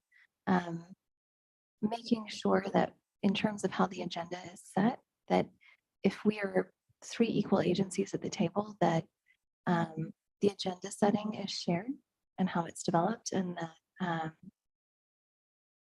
each agency is able to present the information that they have and their perspective, as opposed to one agency perhaps presenting and setting the agenda for the meeting and the other 2 being kind of invited to attend and participate. So, and I don't want to assume, I don't know how it was going to be structured, and I don't know if that had been determined yet. So this is a very optimistic, I think this is quite possible, and I hope that it's how we proceed. And just, Luke and I are setting the agenda based on what we hear, but what I'm hearing from you is that you would also want us to run it by others rather than have us set it. Is that accurate? Well, to be blunt, you're an employee of the city at this point. You are not our direct employee. So having a role for the outside agencies, the Mountain View Los Altos School District, and the Mountain View Wisman School District, and also developing that agenda, maybe it's staff representatives and not trustees, but that we are engaged in that equally. I think that really does matter. Thank you. Trustee Lambert. Yeah, I would definitely agree that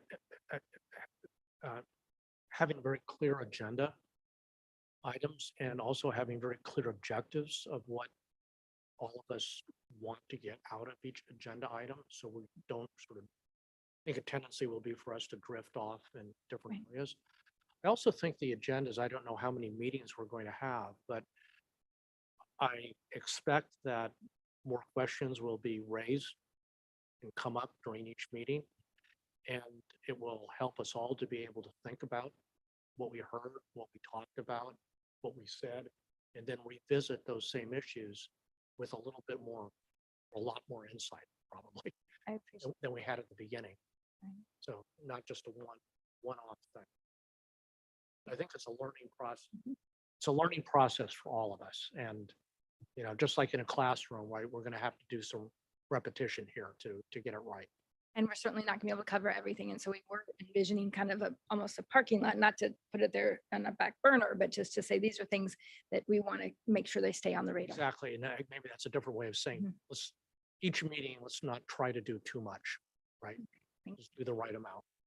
But isn't this just one meeting? At least the staff after I think it was the April city council meeting, when they said we're going to have this one big meeting with all of the electeds, and then there was going to be sort of subcommittees, and you had some stuff in the facilitator ad hoc committee, just different things. So I'm not sure, are you facilitating all of those sessions, or have you heard that there was an intent to have multiple large meetings? I'm just trying to get my brain around it. May not be full, but it is that these kinds of rules are for this joint meeting. That's what I'm helping with, and Thank you. this commission for.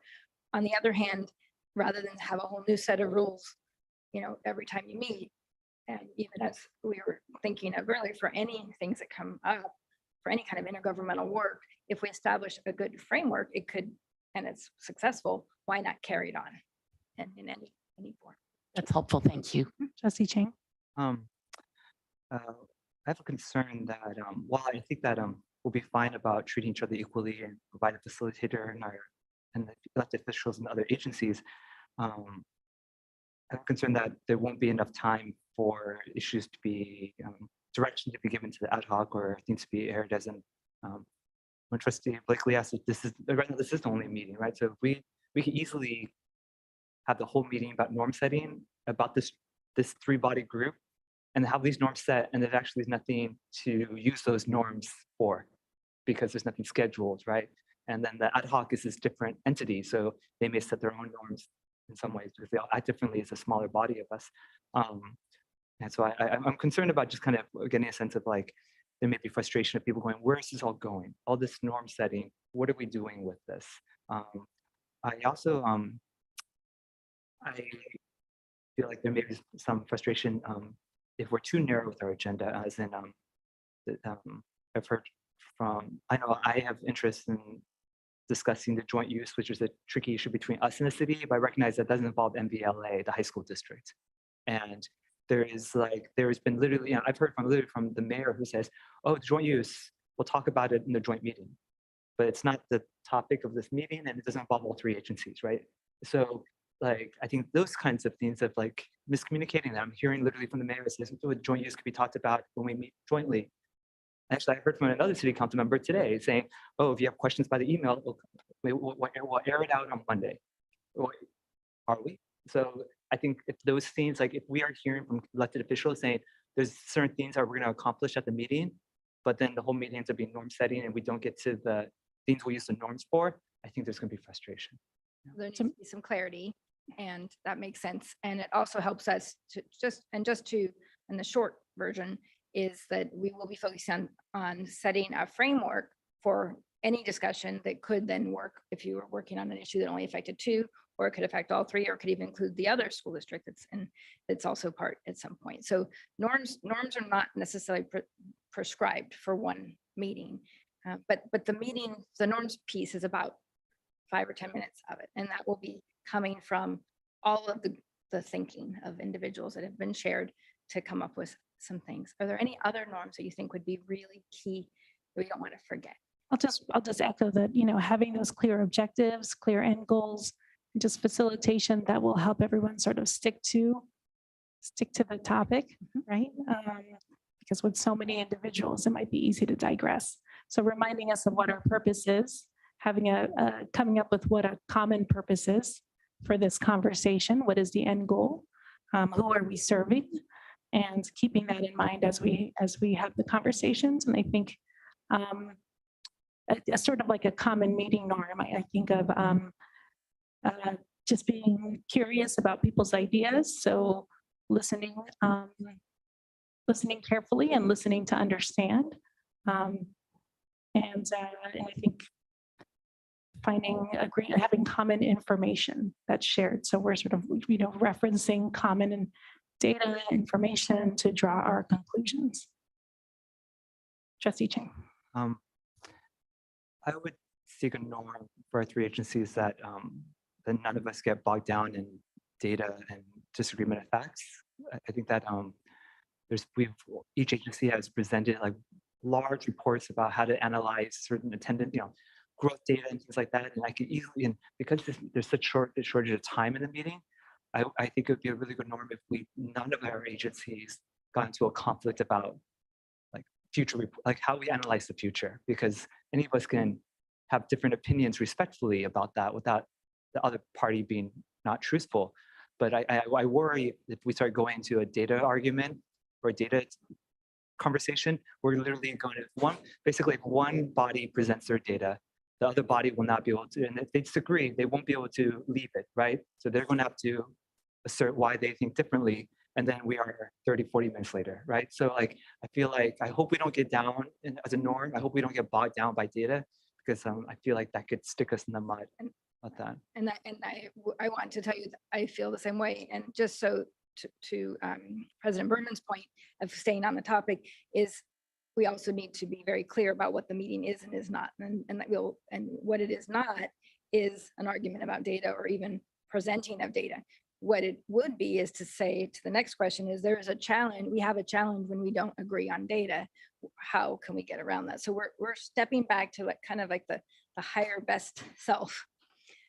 So we're not going to be arm wrestling in this, and it isn't even each agency presenting. We'll be presenting the thinking and the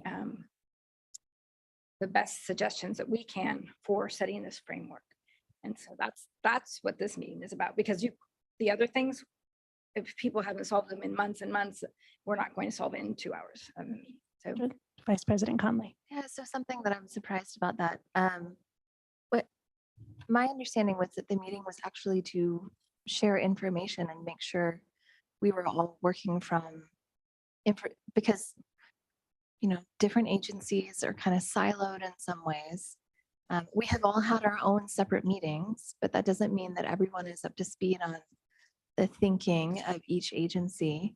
And so I had thought this meeting was actually about sharing information and perspective from each agency so we could have a better understanding of where everyone is and what everyone's needs are as we move forward. we'll be sharing perspectives and insights, but it isn't going to be an open mic kind of a town hall structure, right?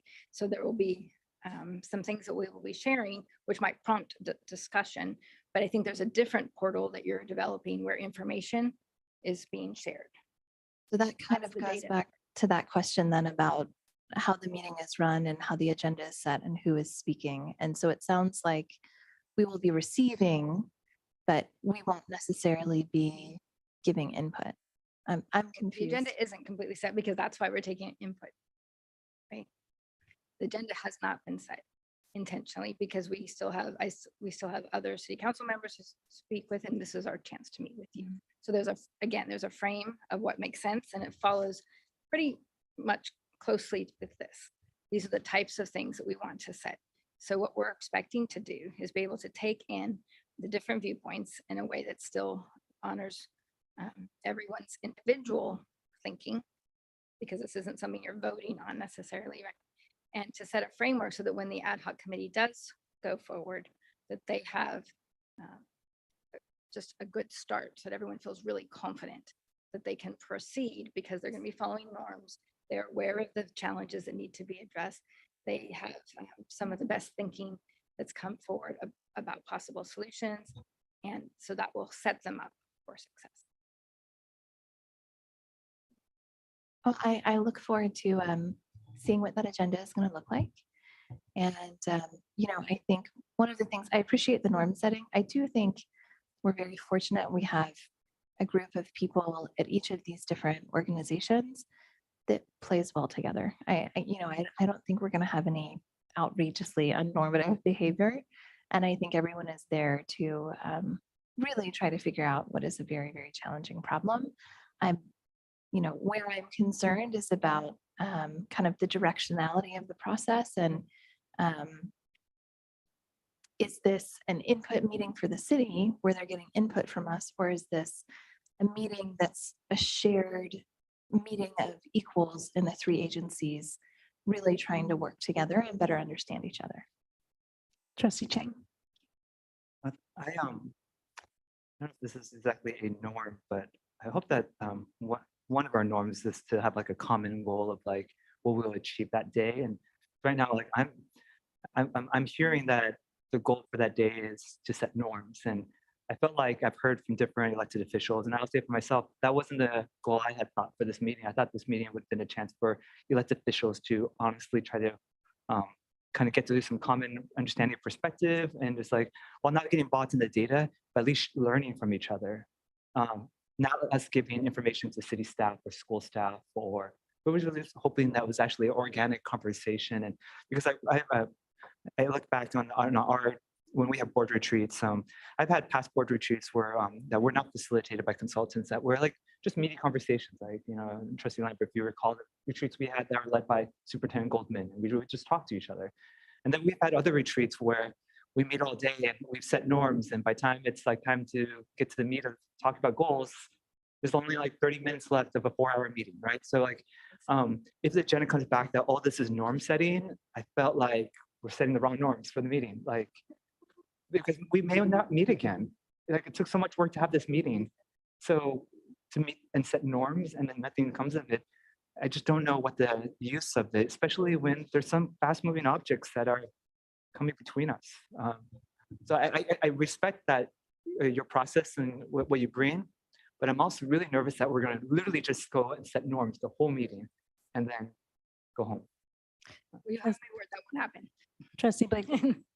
Well, I just was reviewing Mayor Hicks' letter proposing that this process following the board meeting that happened, the council meeting that happened earlier in the month. And she says the purpose of the joint agency kickoff meeting is to build relationships and begin to share information among the elected officials of the three agencies. And then in August, we got another email from Mayor Hicks that says the purpose of the meeting is to build trust and working relationships and share perceptions that will help establish a constructive framework for future collaboration. This will support our staff's work to sit down and negotiate the Education Enhancement Reserve Joint Powers Agreement. So I read these two things both to say, I think part of this is relationship building, and norm setting clearly needs to be part of that. And I'm comfortable with that.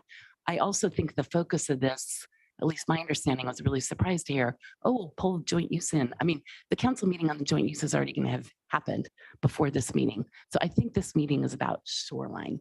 And that is what I think needs to happen. If we could use the building of relationships to take that into the other arena to talk about a different topic, I think that's great. But the one thing I was really pushing for this meeting to happen a lot earlier. We're already a year late. The shoreline agreement was supposed to have been renegotiated by June 30th of 2023. And we all agreed to kick the can down the road another year with this. But this meeting also, like it's now, that was April. We're in September. It's like 5 months later, 4 months later, like 5. So I'm hopeful that we can have this meeting and build some trust and gain some common framework. But I also don't want this to become an excuse of, well, let's have another one. We didn't really do very much. I want those joint, the subcommittee, whatever we're calling it, the ad hoc group and staff to get started, because the agreement that we have was only extended by a year.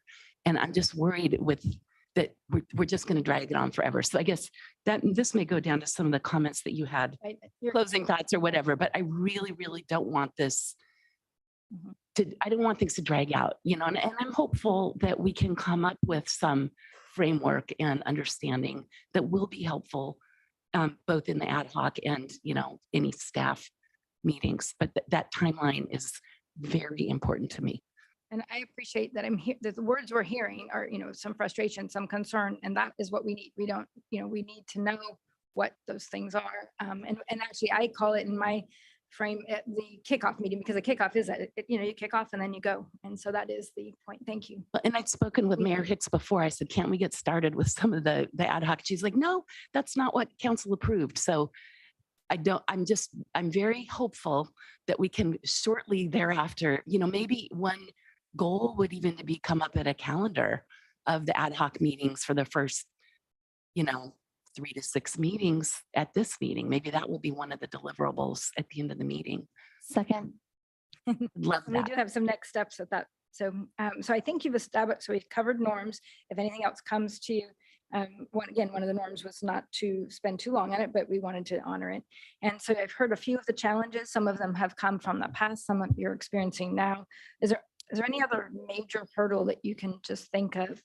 That I don't want to put words in your mouth because I can think of others, but that you think is a challenge that needs to be overcome in order to make that next step move. Trustee Conley. Well, no, Trustee Lambert. Yeah, I think it's very important to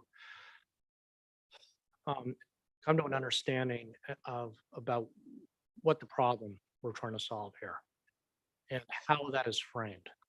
Because to avoid what Trustee Chang was discussing, okay, we can get buried in numbers about demographics, about financials very easily, but that's not necessarily going to be addressing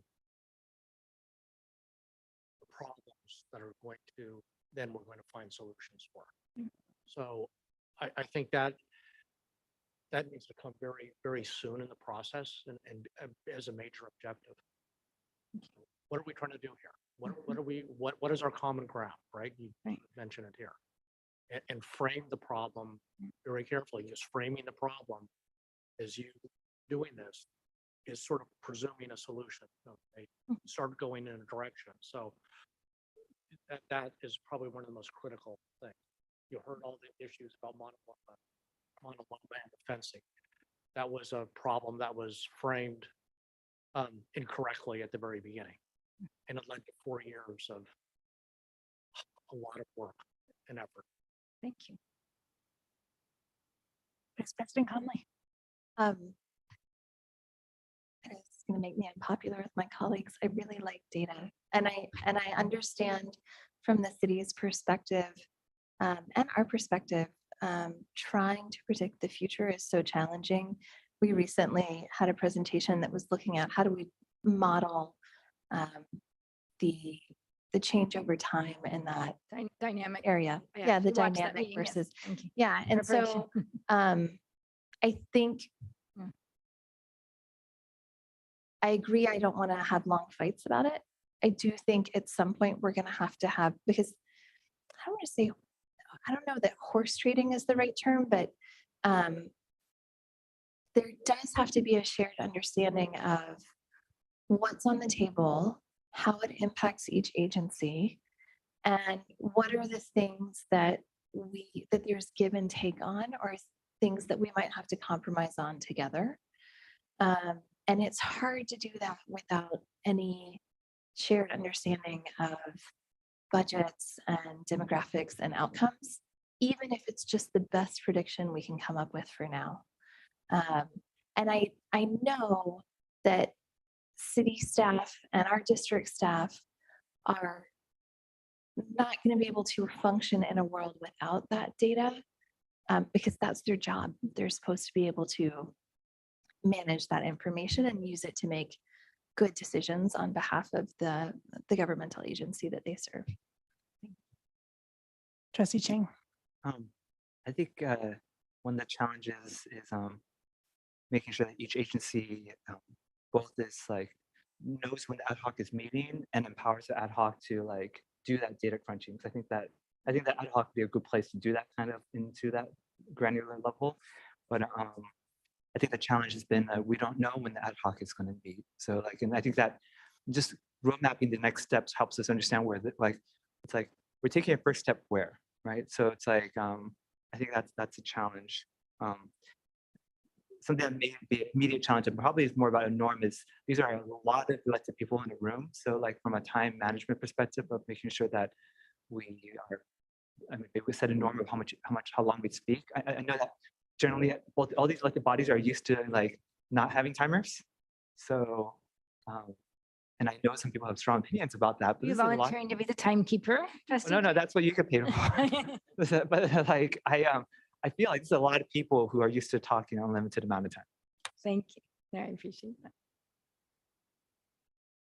So once we frame the problems and we actually do come up with solutions, and some people have taken those leaps. I've heard you mentioned some things, a common understanding. Well, the solution is finding, is agreement on the data and having that in front of you. So you've kind of get to those places. So we're hearing a lot of that. I think the other part is, and I heard a little bit of apprehension about the upcoming meeting. And when I was as a superintendent, I used to go into the kindergarten classrooms and I would always ask the young kids on the very first day, what are your wonders and what are your worries?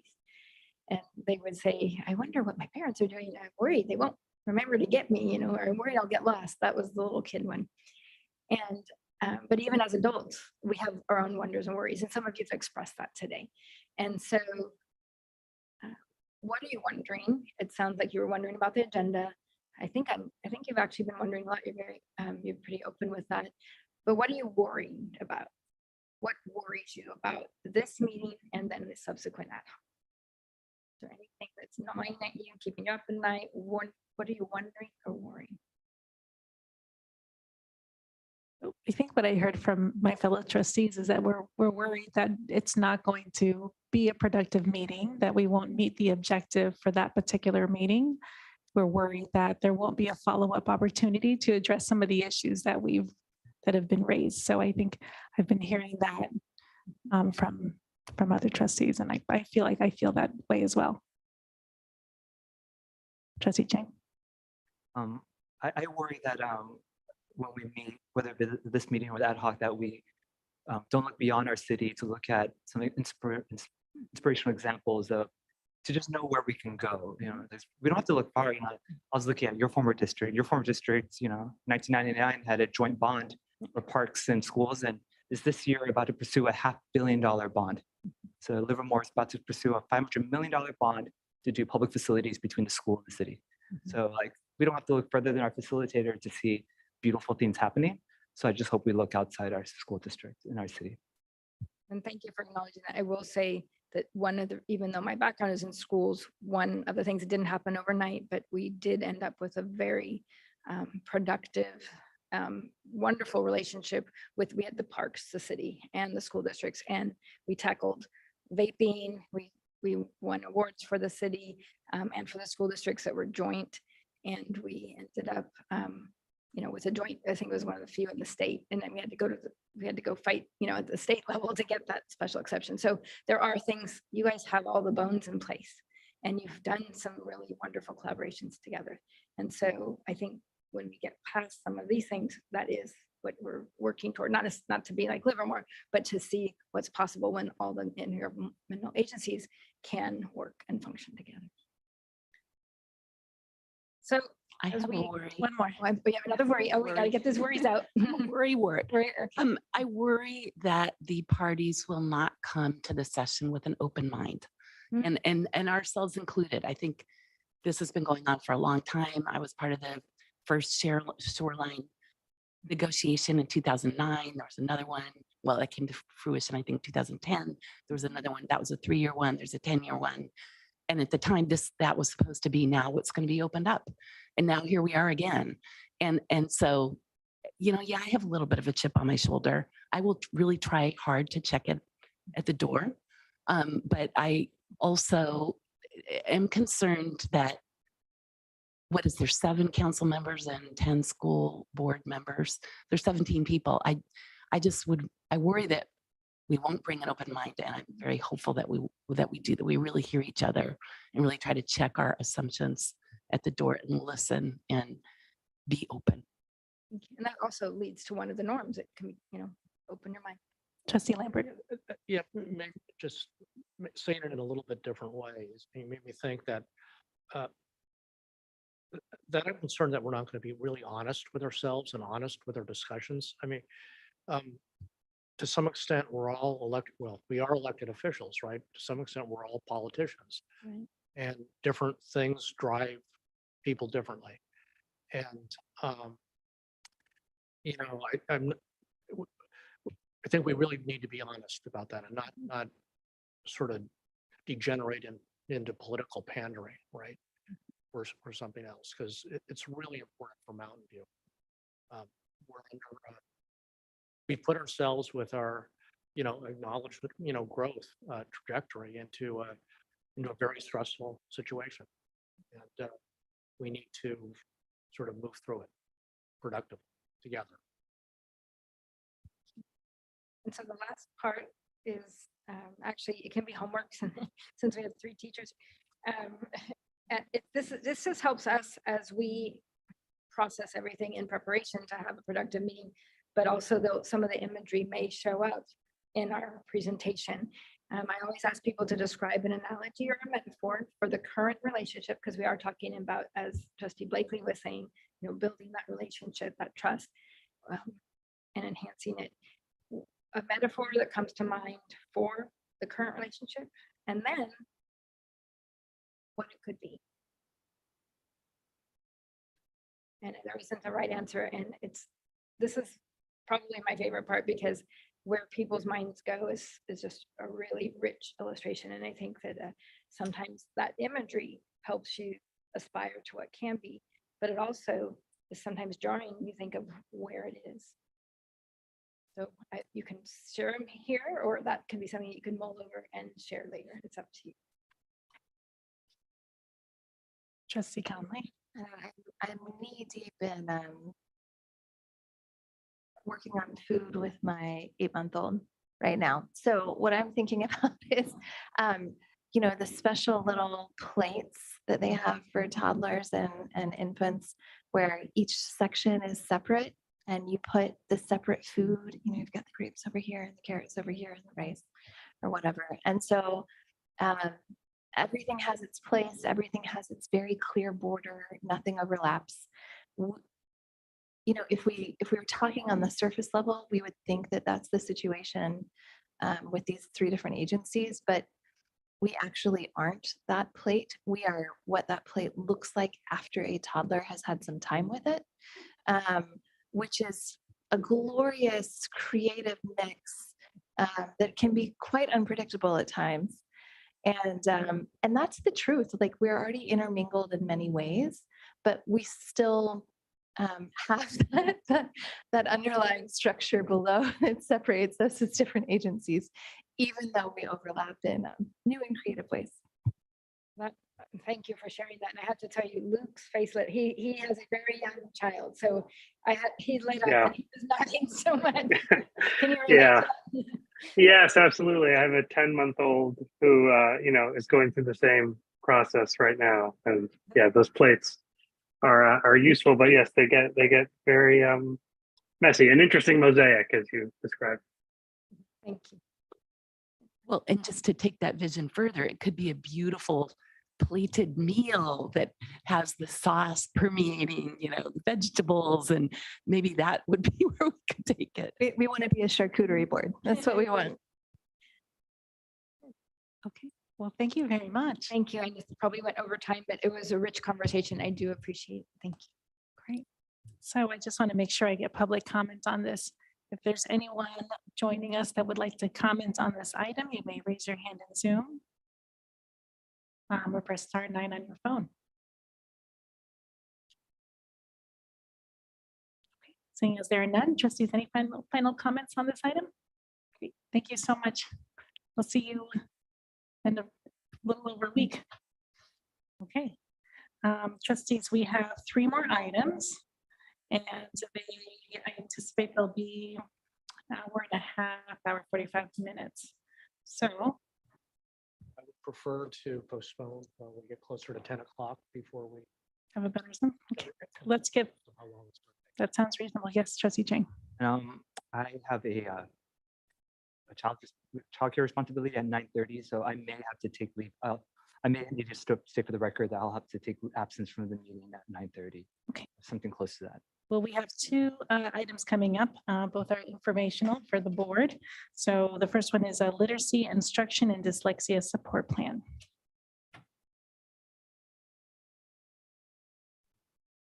Great. Good evening, trustees. Pleasure to be back here again. Today, I am joined by Coordinator Asantha Ellard, and we are going to give an update on the literacy instruction and the dyslexia support plan. Give us just a second as we try to present the screen. There we go.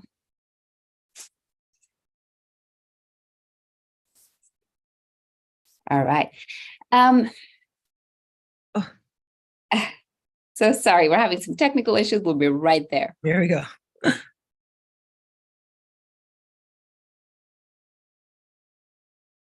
All right. I don't see the screen, Asantha. I'm sorry. Okay, let's It try was one up. more time. The screen was up. Oh, it was just you, Swati. Okay, that's just me then. I was having technical difficulties. I'm back now. All right. So here we are as we go into our board update today. All our work is aligned with the strategic plan, goal area 1, effective and consistent instructional practices that meet the needs of all of our students.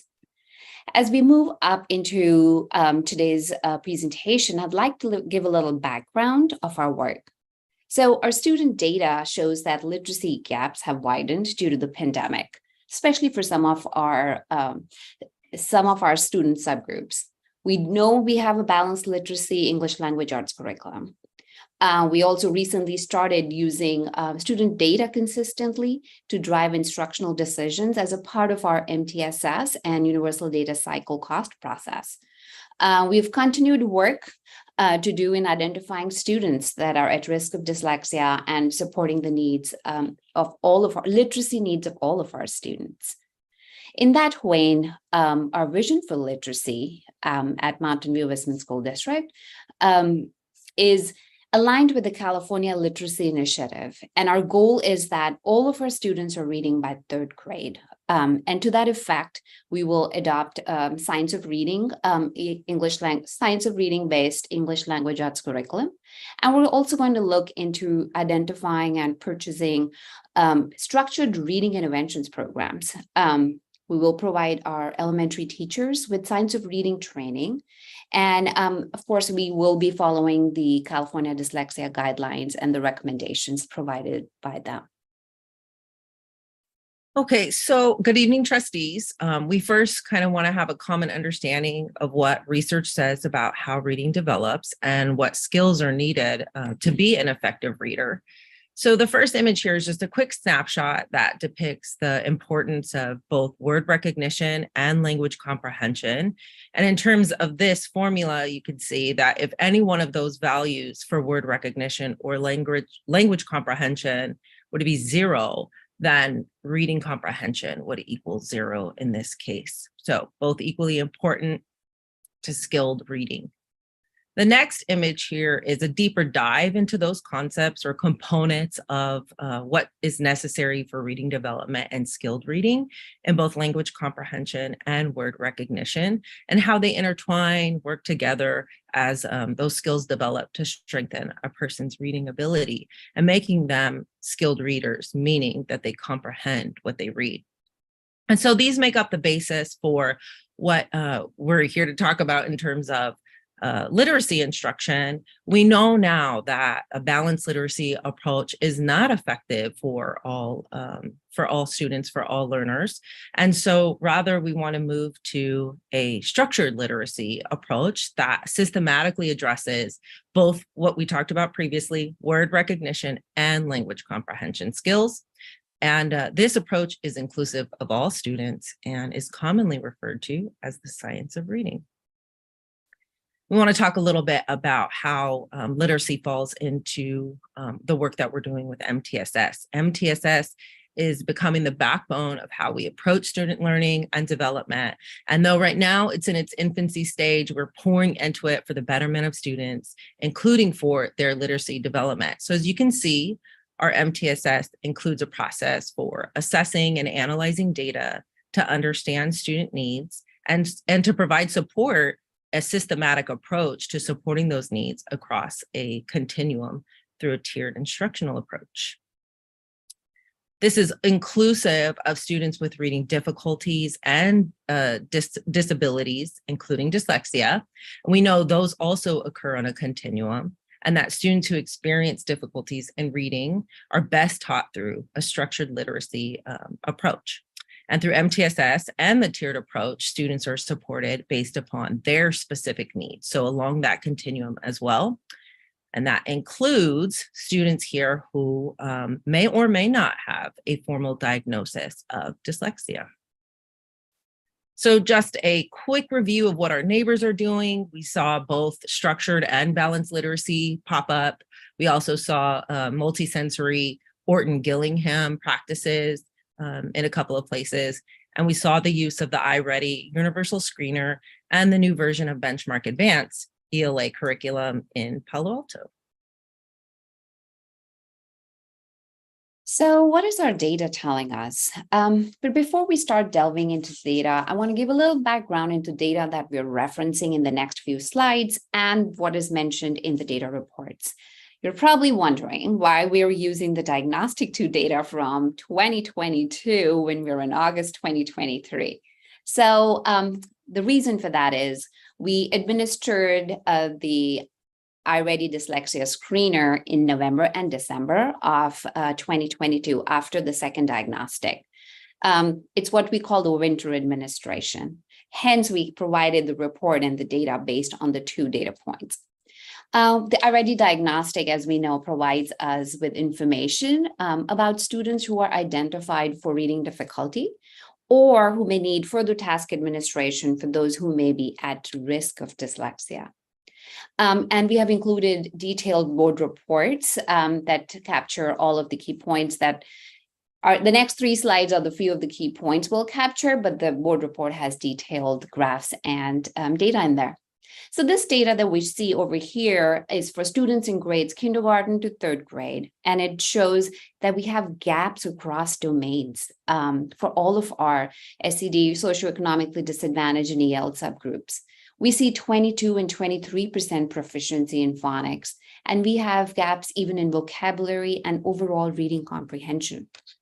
As we moved up to looking at the overall reading comprehension for ethnicity subgroups, we see that even though we have 53% overall proficiency, there are gaps in vocabulary and reading comprehension for Hispanic Latino students as well.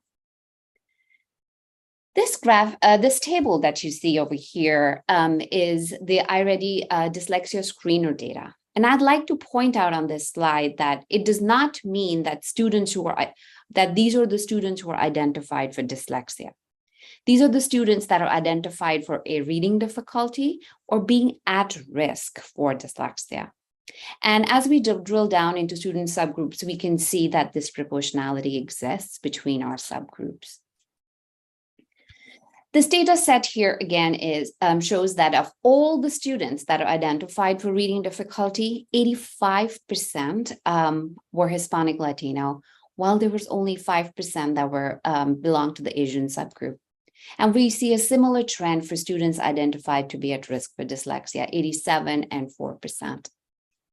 So in summary, all of the data that we have and that we've used, we see that Castro, Mistral, Thurkoff, and Montaloma are underperforming other elementary schools across domains. We do see a high percentage of our students that are identified for reading difficulties are socioeconomically disadvantaged, English learners, and or Hispanic Latino students. Additionally, I'd like to point out that 58% of the Hispanic Latino students were also English language learners. Okay, so I'm going to talk a little bit about why we went ahead and moved forward with using the iReady screener. So we know that the annual screening is state mandated to begin in the 2025-26 school year. So we anticipate more information or even potentially a state approved screening list in the future. In the interim, it's important for us that we engage in screening now as a part of MTSS. And the iReady screening tool allows us to accomplish that. It's familiar to our students and our staff, easy to use, and it's also aligned to what we are currently doing and what we are moving to, if you see there at the bottom, science of reading aligned. So the process itself, the screener is designed for grades kindergarten through third. So that those are the grades that we've used it for so far. And it's looking for a couple things. One, it's looking for students who have a reading difficulty. And then two, of those students who show signs that they may be at risk for dyslexia based on their scores. But like Swati said, it's by no means diagnosing dyslexia. And then we communicate with families along the way. And then we use this data along with all other applicable data to inform how we support students' reading needs. We will continue this process again in December for the winter screening, like Swati mentioned. And I'll take it from here with our current work. So what are we currently doing to support students' literacy needs? We've fully implemented our multi-tiered system of support this year and provided multiple levels of training for site leaders, for instructional coaches, for teachers, and for staff members. For all of us who know, a multi-tiered system of support is a tiered approach to supporting the whole child. And as we do that, we've also expanded our universal screening to fall and winter. So this year we will have two screenings, one in the fall, which we just finished for all students in grades K3, and we're going to do another winter administration as well. What that'll do is it'll give us cohort data to analyze over time. So we have one from last year's winter diagnostic. We'll have the fall one and the winter one. We can see trends and identify student needs and supports based on that data.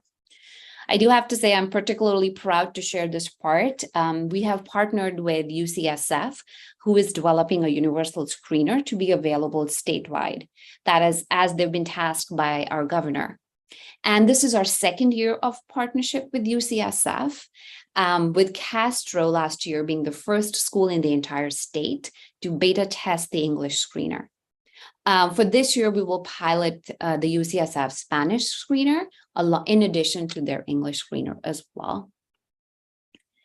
As we move on, we also have our early literacy team that has been trained in systematic and multisensory reading instruction and have started their work already in supporting sites based on the student needs. We'll hear more about it right after our presentation from our Director of Early Literacy.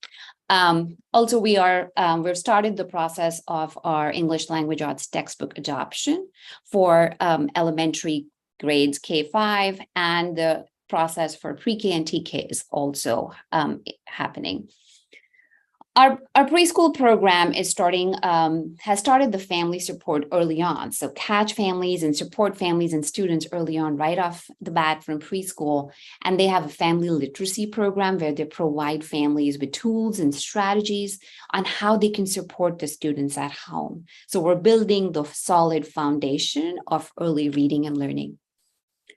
We will continue to provide our elementary teachers. Can we switch the slide, please?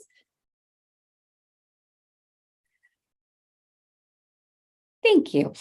We will continue to provide our elementary teachers and staff with the dyslexia awareness training, and this will be the part 2. We're hoping to have it in January.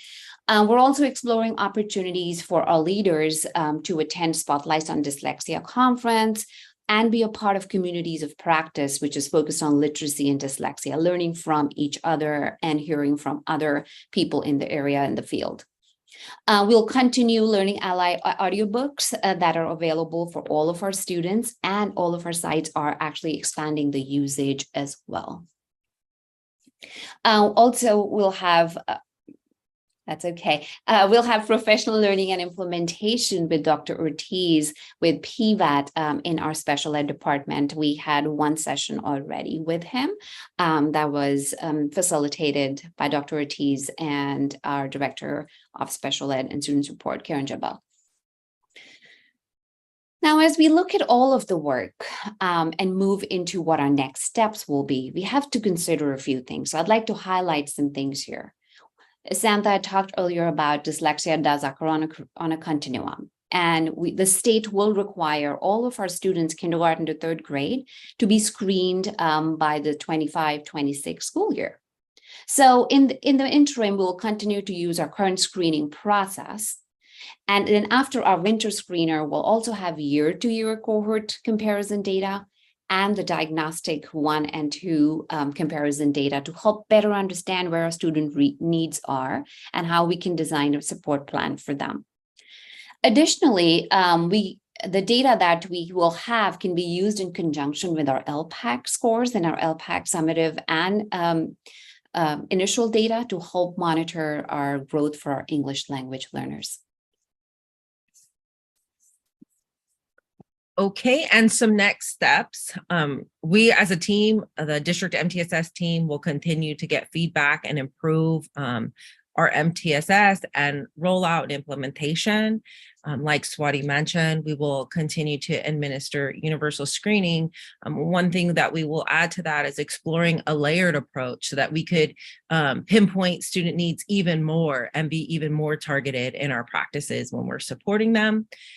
Continue to do that year-to-year comparison until we get more guidance from the state and make a decision about universal screening moving forward.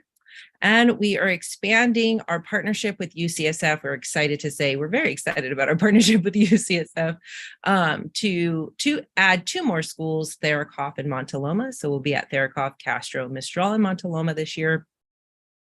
And like Director Dagger mentioned, that Director Nguyen's going to talk about the literacy team and the work that they're doing at those 4 schools as well. And our first ELA curriculum adoption meeting is next Tuesday. So we will kick that off to adopt a science of reading curriculum. We'll also explore the addition of Grammarly. So like Learning Ally, what Swati mentioned, is these types of tools are important for access for students. So as we're teaching them and bringing them along and progressing in reading, we also need to make sure that they have access to what they are intended to learn in the classroom. And so tools like Learning Ally and Grammarly are important in that regard. And lastly, we'll come back to you and provide an update after we administer the winter screening. Okay. And we're ready for any questions. Great. Well, thank you so much for that exciting presentation. Sounds like there's a lot of great work going on this year. And I have a question around, you mentioned the overrepresentation of Hispanic students in the assessments, and I know it came up in the report as well. And we know that race is not an indication of dyslexia. So we know that. So there's a reason why we have this overrepresentation from our language learners there and our Hispanic students who are language learners because they are acquiring another language. And I also saw in the report the Dr. Sam Ortiz picture vocab acquisition test. So will you use that acquisition? How will you know from, that larger number of language learners, which students to work with on the dyslexia curricula? Will you use that assessment tool for all of your language learners and then kind of pick from there? Can you maybe tell us a little bit more? Yeah, I'll try. Yeah, sure. So right now, I don't think we're at a point to decide that we're going to test all English learners with this test. I think the important information is one that we know that they're English learners and they're developing their English language skills. And so that just helps us to know that we have to be systematic and targeted in our literacy instruction. And that tool, that resource that's available is when we start to have further concerns, and Director Jimbo can correct me here, further concerns if the needs we want to make sure are teased out, though that's when the picture vocabulary acquisition test would be administered. Great, thank you, got it. Trustees, any other clarifying questions? Trustee Chang. Thank you for this important report. When students are identified with dyslexia, could you say more about the social emotional support and kind of how we support them emotionally, how we help them frame a growth mindset and their strengths once they are once the child themselves are told of that they may have this? I'll jump in. I'll try and attempt to answer this question. The dyslexia screener, it basically identifies students who may be at risk of dyslexia. So we may already have, this doesn't tell us that the kids have dyslexia. It identifies the at risk and the reading difficulties. But what we're doing is if a student already has dyslexia, they do have a support plan that they may be working with at the school site, and it depends on the school, on the needs of the student. So everyone's plan may look a little different on what their specific need may be and where they are, because dyslexia does occur on a continuum. And I'll just piggyback a little bit just to add that that's what we're developing in terms of the whole child approach through our multi-tiered systems of supports. That includes social emotional supports for all students, depending on where they fall in the continuum as well. Trustee Chang. Thank you. A follow-up question. As we adopt a universal screener, will it be a process where a child without any intervention from their families will be screened by us as a school district, and then to find out if they possibility that they may have dyslexia, and that without any intervention of the family, then there'll be a follow-up to actually officially see if they have dyslexia. I guess what I'm trying to say is, will this whole process at the end mean that a child without having to have their family advocate or pay outside will be able to be identified with dyslexia if they indeed have it, as an internal process without any parent intervention? I think the best way I can answer that is the goal of all of this is to identify what students need and get them the literacy support that's required to meet their needs, right? So through assessment, through all of this, that is the goal. And we may not be in a point where we're have the authority, capability, or anything along that lines of finding every student who has dyslexia, but we're responsible for finding all of those needs, what the literacy needs of our students, and to meet those literacy needs. So that is our goal. And there may be some who need further assessments through the special education route and do get to that point, but not all of our students will have a special education assessment, and we're still responsible to learn their reading needs and meet those reading needs. I think let's follow up to understand that. I think when our screener, if the student is like showing as in like red flags, extreme needs on that, and let's say their family is not actively engaged in the school, will the school or the district, through the multi-tier approach, get that child to a formal assessment and have that child be able to receive the special education supports without family intervention? So if somebody's, I'm not talking about like every child in the district, not like Sure. 4,000 or 5,000, Yeah. but like those who are really, really showing like, well, this child is really struggling, but the parents are not in the picture. Is a process will take them all the way to getting an IEP and kind of. Yeah, the way our system is designed is that regardless, I know you mentioned whether parents are in the picture or not. So whether parents are in the picture or not, the way that our system is designed is to have that fail safe to catch those kids. And for students who are showing those significant needs and that significant impact would go down the referral for the special education road. But in order for them to have an IEP, that we need actual consent. So we can do everything up to there, and we'll provide as many interventions and resources as possible through the MTSS process. And then we'll just have to work as hard as we can to get the parent to at least agree for the placement. We can't unilaterally make that determination on our own. It doesn't preclude us from providing all the resources. And I think one of the beauties of the MTSS process that they described and that we'll be given an update on, is just like it takes into account all these factors and provides all these additional supports by utilizing as much data as possible and as many interventions as possible in order to address the needs that we see. And then when we notice that one intervention isn't working, we'll turn right back around and do it again.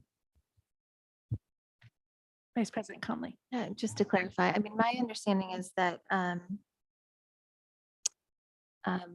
even when it comes to, I've had experience where parents have not wanted their child to be assessed for special needs. So the screener is well within our capacity as a district, but even for some of the assessments, don't we actually have to have parental consent for those? Not for the ones that we're doing, because that is a part of the regular. Agreed. Benchmark. Yeah. Yeah, no, I'm speaking about what Trustee Chang is talking to about further testing for diagnosis. I don't think we're allowed to test for diagnosis for a disability and without parental consent. Yes, thank you. Thanks for clarifying that. I missed that part. I apologize. We're not authorized to do any type of evaluation in those terms without parental consent. I only know that because I've been in the heartbreaking situation where a parent has refused consent. Thank you. And then I had a question. So in the grand scheme of things, kind of the research says roughly 20% of the population is on kind of a dyslexia spectrum somewhere. And our results came back at 13% overall for the district, which is far lower than that, but then is disproportionately huge for our Hispanic Latino population and English language learners, which is, very concerning in terms of what is the test actually measuring. I'm wondering if you could speak a little bit more about have you looked at how our data compares to other surrounding districts or districts with similar student populations? And was this kind of what you expected, or is it a huge surprise? And what do you anticipate moving forward? I can answer part of that, and Swati, feel free to chime in. I think right now, this is really why we want to administer that winter screening, so that we can really get an apples to apples comparison versus what we have last year's winter and this year's fall for our own students.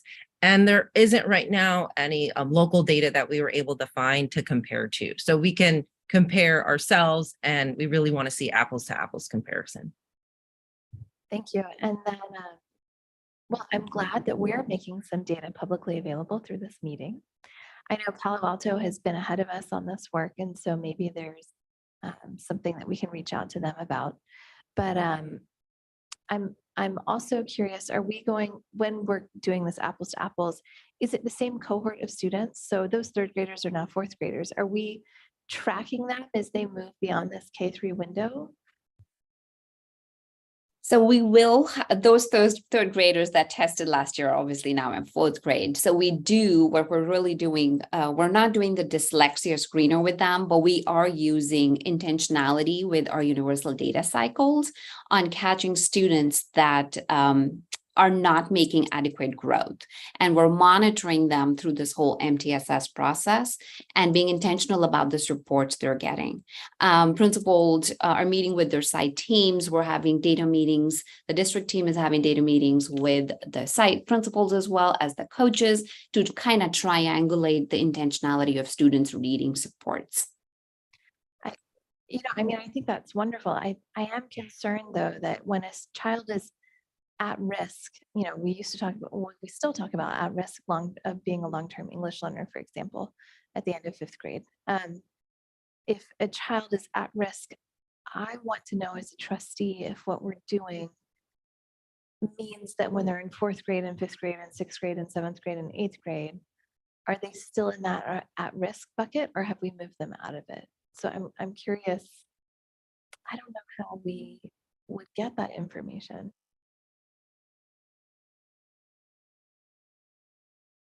There's not a tool for that, huh? We don't have that yet, but I do have to say, when we are thinking of our universal data cycles, within the cycles, we have incorporated focus students that each of the teachers identify.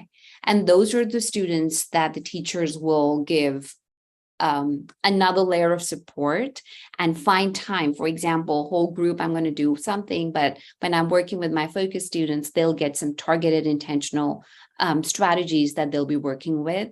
And that would be one of the ways we would monitor progress and support for our students. And the only other thing I wanted to add that right now we're using the iReady dyslexia screener. And the beauty of that is in order to take that screener, students have to complete the iReady diagnostic, and all of our students take the iReady diagnostic, and we can use that information still to see where students are.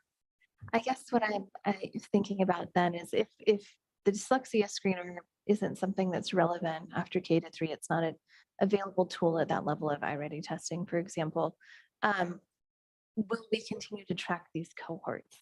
So we can say, in a few years, the work we've been doing around dyslexia, when we look at overall reading outcomes for the cohort that was identified as at risk, here's where they are now. Are we going to do that? I think let us see what markers that we can create in our data repository systems that will allow us without, like we track a lot of other pieces of data, EL, McKinney-Vento, and everything else. Let's see what we can do in the data repository to maybe flag kids. And then, essentially just like long-term ELs or something else, right? We're tracking it, but we're not necessarily tracking it, right? So we're looking at what the data, because we will have what is Ms. Eller was saying, we have the data available to us over the course of the time that they've taken it. But this is more of a, I'm made a note to loop John in, and for us to look at what's possible on the back end that may flag or create a cohort of kids that we can track, and let's see how easy that is. And Trustee Conley, for what it's worth, I was really curious about this discrepancy, right, with the overrepresentation of Hispanic students, and what I was learning online. You find everything online is that it is quite common because it turns out language learners, especially language learners that speak like a phonetic language as their first language, like Spanish and French, when they try to acquire English, English is not really that phonetic. So there's these complexities. So they definitely need those practices that you see that students that are at risk for dyslexia need. So they need basically those same tools. So it'll be really terrific to put some resources into the hands of our classroom teachers, because there's no way that you can meet with all of those students either, right?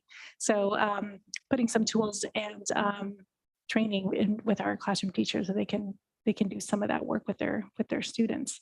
And the one other thing that I had also picked up was that, that and because they may not be dyslexic, that just having those data cycles is so critical. So you can really be monitoring their growth at a regular cadence and comparing them with other language learners to see if kids are making that progress, which I think with the MTSS process that you're presenting, I think it's going to capture all of that, because I see a lot of data woven in the report about what's going to happen. Any other comments, trustees? Okay, well, yeah, getting so excited. Okay, public comments. It's time to move on to public comment. If you're a member of the public and you would like to comment on the item of literacy instruction and dyslexia support, you can raise your hand in Zoom or press *9 on your phone.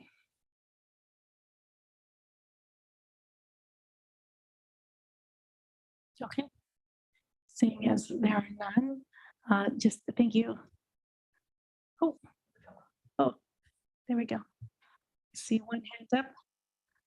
Okay, I tech. We're going to put a timer up. And you can unmute yourself as soon as we get this going. Okay, are you able to unmute yourself?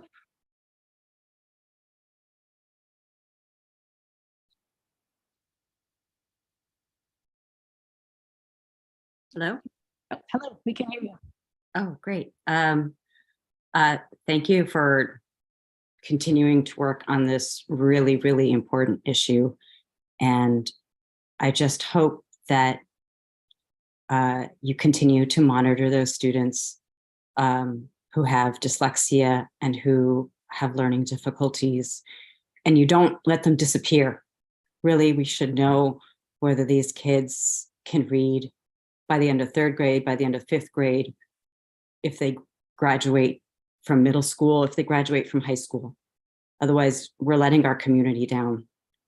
And I think it's great that you're starting the screening, and I think that's the first step. I would say, please continue. Don't just stop with phonics. That's only the first part of it. Continue on with the morphology, continue on with giving these children the tools to learn how to read and be functioning members of our society, successful members of our society. And I hope you also express to the teachers and staff who take on this new learning experience for themselves the appreciation that we have as a community. And they should be recognized when a school teacher or an instructional assistant does learn about Orton Gillingham or takes a 12-hour free course off of Coursera about understanding dyslexia. Please recognize the teachers and the staff.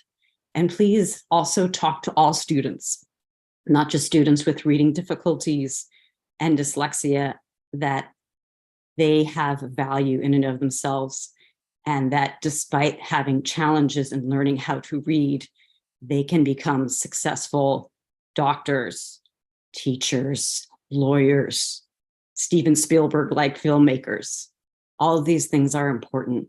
And, you know, it's been many years that I have been dealing with this issue in my own home, but I know that it's even more important for our community to see this across multiple populations. So thank you again for continuing to work on this. And I appreciate reading the reports and the updates. And I made suggestions on the data that should also be tracked so that we can see if the implementation of these programs are being successful. in helping our community. Thank you very much. Thank you so much. Trustee comments? Yes, Trustee Chang. I actually want to echo what the something about the public comment about California was one of the last states to require a universal screening of dyslexia, largely because the union representing teachers was concerned about the burden on teachers. And so I think that it can't be said enough that to make this a joyous process of like really making this teachers feel like they are being empowered with these to find out more about their kids and to succeed more with the new training, because we're asking a lot about teachers, because not only are we asking teachers to be part of the screening process, we're asking teachers to learn about the new ways of reading, to follow up with when kids are identified. And so it's like not only learning more about dyslexia, but learning more about the new phase of what we're understanding about the science of reading, right? There's so much we're asking of teachers, and so the culture behind how we put this burden on teachers is going to be really important. And I think most of my colleagues up here know, I have dyslexia, and boy, did I wish that I had found out that earlier, because I spent years of my schooling just thinking that I was dumb.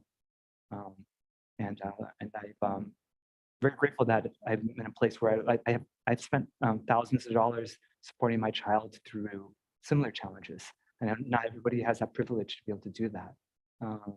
So I'm really grateful that we're going to be in a place where we're going to be able to identify who has it, and it's going to fall on teachers. So I hope that we can make this a really, really and it's going to be life-changing for the kids.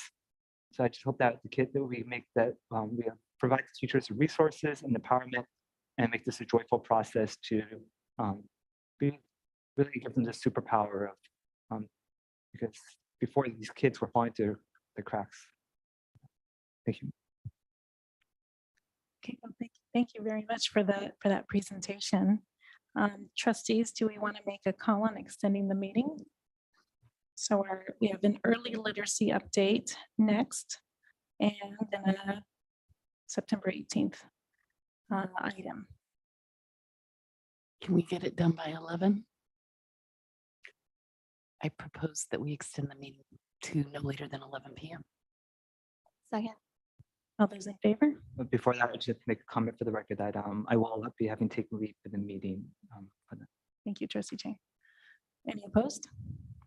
Okay, let the record reflect that Trustee Blakely recommended we extend the meeting and made a motion that we extend the meeting to 11, seconded by Vice President Conley, and it has been approved unanimously. Okay, next we have an early literacy update. What? Hi, good evening. I'm so excited to be able to share an early literacy update this evening, specifically the work that we are doing with our early literacy intervention team. So in order to meet our district's strategic plan goal area of providing effective and consistent instructional practices that meet the needs of all of our students, we have formed an early literacy team. So why focus on early literacy? So as we heard in the previous presentation, third grade is a pretty critical year for our students. So third grade marks the shift of learning to read to reading to learn. So that means the focus shifts from decoding words and making sense of words on a page to using reading as a tool for learning and accessing curriculum. So therefore, it's critical that our students are reading at grade level by the time they get to third grade so that they can fully access their learning. But when we look at our data from spring of last year, our exiting second graders, only 67% of our students were reading at grade level. And in fact, 14% of our students were reading 2 grade levels below, so about kindergarten level. And we can see that our proficiency levels were lowest at Castro, Mauna Loma, Mistral, and Therakoff. So in response to that data, our district created an early literacy team. And we want to focus on early literacy through the team. The team is myself, 5 intervention teachers, and 5 instructional assistants. And we're supporting, together, we support the early learners in grades K through 2 at Castro, Mistral, Mauna Loma, and Therakoff through both push in and pull out reading intervention groups. So over the summer, the teacher team and I, we went to 30 hours of Orton Gillingham training through IMSC. And Orton Gillingham, as we heard in the previous presentation, is a pretty well-established evidence-based structured multisensory approach to foundational skills instruction. And IMSC is one of the leading providers of OG training, and they also create materials that follow the OG principles. And our instructional assistants were trained over the summer as well in multisensory strategies, phonological awareness, and phonics development. Throughout the year, we will continue to do professional development. We have another 6 hours of training through IMSC and continued coaching and PD for our teachers and our IAs. And so in our district, our intervention approach through the early literacy team is to provide data-driven tiered support following our district's universal data cycle calendar as part of the larger MTSS umbrella. So this means that groups are formed based on several data sources, including iReady reading, reading difficulty screeners, and other early literacy assessments. Each intervention cycle lasts for 9 weeks. That's how long each data cycle is. Students' progress is monitored throughout the cycle. And at the end of each cycle, we give the students a post-assessment to celebrate their growth in that cycle and also to monitor whether they continue to need reading intervention support or whether we can exit them from the intervention program. Throughout the year, new students can be added to intervention groups through our MTSS process. And so we do reading intervention through both pull out and push in intervention. So our teachers and our IAs pull out students 4 times a week during their scheduled RTI and reading intervention blocks. And we strategically schedule that time so that students would not miss first instruction. We don't want to create more holes for students by pulling them out from instruction and missing new things. So each of these 4 schools have created a block that is strictly for reading intervention. That also means that during that time, all students are receiving additional reading support, not just the students meeting with their reading intervention teachers. A smaller group of students is left with a classroom teacher so that they can also do small group reading instruction during that time. We also provide push-in support for our students. And so during the times in which our IAs are not working with a reading intervention teacher with students, they are pushing into classrooms as well to provide even more support for kids. For this first cycle in kindergarten, the reading intervention teachers and the instructional assistants are actually pushing into the classroom to support and co-teach with the kindergarten teachers so that we're all working together to provide great quality first instruction for the kids. And the second cycle, then we will group the kindergartners and pull out some students for intervention. So our reading intervention lessons follow a systematic multisensory approach for teaching, reteaching, practicing, and reinforcing foundational skills. The weekly lesson plan for our students include lessons and practice in phonemic awareness, explicit teaching of new phonetic concepts, systematic review of phonetic concepts, read words, which are non-phonetic words, and then they apply this through encoding through dictation and then decoding through decodable readers. This is just an example of what a typical lesson plan for the week might look like for a group of students. And then this is just a visual representation of what I was just sharing before, that through the universal data cycle, we pull students based on initial data, and then from that we pre-assess students further to further pinpoint their areas of need. And that's a key point of reading intervention. We just don't want to intervene on reading blanketly. We want to pinpoint exactly what skill deficits they have and how we can build upon their strengths and then build upon where they need some support and give them targeted support. So we do that pre-assessment to target the skills that they need. We place students in the intervention cycle. At the end, we reassess and then go back to the beginning of the cycle. And then this is just a calendar of what the cadence of those cycles look like. So 4 throughout the school year. And so this graphic shows where we're at now. So in August, our reading intervention teachers and our IAs pre-assessed 249 first and second graders at Castro, Mistral, Mauna Loma, and Therakoth. Students were selected for pre-assessment based on their iReady Reading Diagnostic 1 scores and reading difficulty screeners. And then we pre-assess them using IMSC OG screeners to pinpoint their specific strengths and areas of need.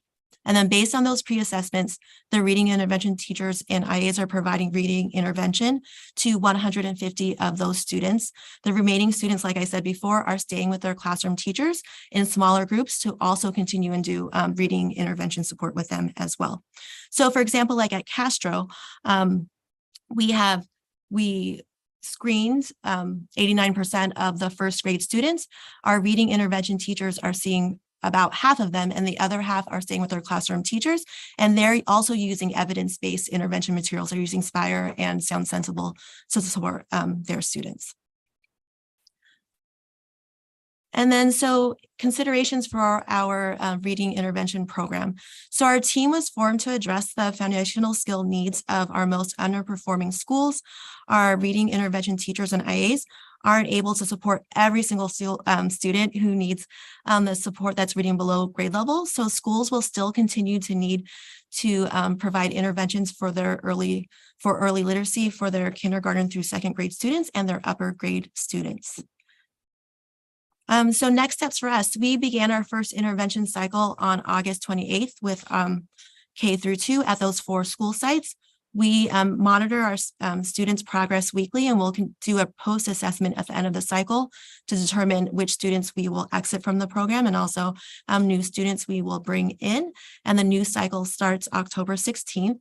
Our early literacy team teachers will continue to collaborate with sites through the MTSS process, but also through just weekly collaboration. And then we will come back in January to provide the board an update on how the reading intervention is going. And then before I move on to questions, I just want to say, give a shout out and thanks to the principals and staff at the 4 school sites that we're working at. It is not an easy feat to schedule reading intervention across 4 school sites together. So they've been super accommodating and flexible to do what's best for kids. And also to the early literacy team teachers and IAs for just getting this program going in a pretty short amount of time. So that's my update. Any questions? Thank you. Trustees, any questions? Clarifying questions? No? Just check. Okay, I had one quick question, and you probably already said this. So it would, sounds like some students will need to continue to get that support in their classroom, and that makes a lot of sense. You mentioned there's some new tools. I think I saw Spire and other new ones. What is it that the K2 students at those school sites will be using that have been identified as needing just that extra support?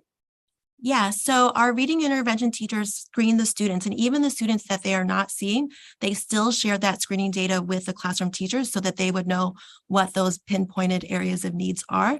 And so they are using materials like Sound Sensible, like Spire. We also have other reading intervention materials through our core benchmark curriculum. And so they're using all of those materials to support their students. Okay, thank you. So just one more quick question. You had mentioned that the intervention program can't every cycle serve every kid who's having some challenges with reading. How do you pick the ones that do, as opposed to the ones that stay with the classroom? Right. So as I was saying, we screened all the kids. And so when we screened all of the kids, we put them into groups based on their needs. And so the reading intervention teacher took some groups based on certain needs, and then kids who had similar needs were left with a classroom teacher. All of the teachers are working together to provide intervention for all the kids. The beauty is it's additional adults in the rotation so that every kid gets smaller group support to meet their needs. Got it. Thank you. Mm-hmm. Okay. Great. I will open it up to public comments. If you are a member of the public and you'd like to comment on this topic, you may raise your hand in Zoom or press *9 on your phone. Okay, seeing as there are none. Oh, yes, I see one hand. See 2 hands. Okay. Oh.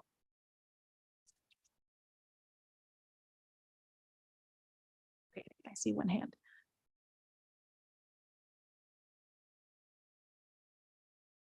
Okay. Hi, Tech, you have 3 minutes. You may unmute yourself. Hello. Hello. Hi. Thank you, Cindy, for the for the presentation and for all the work of you and your team and the teachers and the staff at those 4 schools. I hope that you will share. I hope that you will share whatever your learning seminars, sessions that you can on video, save them or present them in some way so that staff at the other schools and at the district office can also learn what you are teaching them. Because I know that for the other 4 schools and even for teachers and staff at the middle schools, you've got great information to share with them all. Thanks very much. Thank you. Okay, trustees, any last comments? Yes, Trustee Blakely. I'm just really excited that we're doing this. It's been, we've been for as long as I've been in the district, trying to figure out how do we work with, in particular, the Castro community, but some of the other schools and demographic groups to get those kids, at proficient by 3rd grade. And so I'm really excited that we didn't just try the same old things again, that we're really focusing and drilling down and trying to pinpoint the exact needs. And I'm optimistic that this will work, but I'm sure if certain things aren't working, there will be adjustments and we'll move forward to refine the program. So thank you for all the work for everybody who's been doing it. Go get them. Trustee Conley. Yes, thank you, President Berman. I am also, thrilled that we're giving this a shot this year. This is funded in part through the AMIM block grant at the state level, and that's not ongoing funding permanently. So I hope that if this proves successful, we can make sure that we find ways to continue to fund it. I would love to see this at every school for our students who have need. I understand why we're targeted right now, but there's such urgency to this work. This is what we should be doing. We should be really pouring our heart and souls into making sure that all of our children can read K through 3 and are prepared to go on and be really successful in the rest of their schooling. So thank you to everyone doing this. And I look forward to seeing what the data tells us about how the program serves students this year and areas where we could improve or areas where we can really celebrate. Thank you, Vice President Conley. I echo your comments. I will also share that I hope we find ways to partner with our parents too, to help them support their child at home, all those students who we've identified as struggling readers, so that our parents can have a sense of what it should look like and feel like and sound like when their student is practicing all of the skills they're learning in the classroom. And I look forward to an update, I think in January. So thank you so much. Okay, with that, we are going to move on to item D, 10D, at the September 18th, 2023 joint meeting for the Education Enhancement Reserve Joint Powers Authority shoreline questions to be asked and responded to. Yep. So the 3 staffs have been working to sort of create a data repository. These are a series of questions that they feel like each entity should be able to address. What staff is asking to see what questions you have that you would like added. And so we'll sort of, I'm not saying that one agency or one group will answer the questions or another, but we'll try our best to capture it. Full disclosure, I don't know whether or not this information will be shared on the 18th, but I do think it's important that we at least all have the information in front of us so that we can at least make an informed decision from various perspectives. There's no real sort of format or process for this. We'll just, Dr. Westover and I will try our best to capture as many of the questions that you may have. If you want to go process-wise and go growth and developer fees each section by section, that's fine. or if you just want to list out, here's a series of questions or things that we want, then we can sort and organize it a little bit later if you feel like that will be a more efficient model. It's up to you. We just want to make sure that we answer the questions that you may have that are looming that you feel like aren't captured here. Trustee Blakely. Thank you. Just a question. So this is the work product of staff of all three agencies. Presumably they're talking to their electeds. This isn't just what Mountain View Wisman has asked for? Correct. Oh, I think depending on the item, you can determine sort of the person's perspective or the agency's perspective, but this is a sort of an amalgamation of everyone's questions and thoughts, and so things that we've heard over time.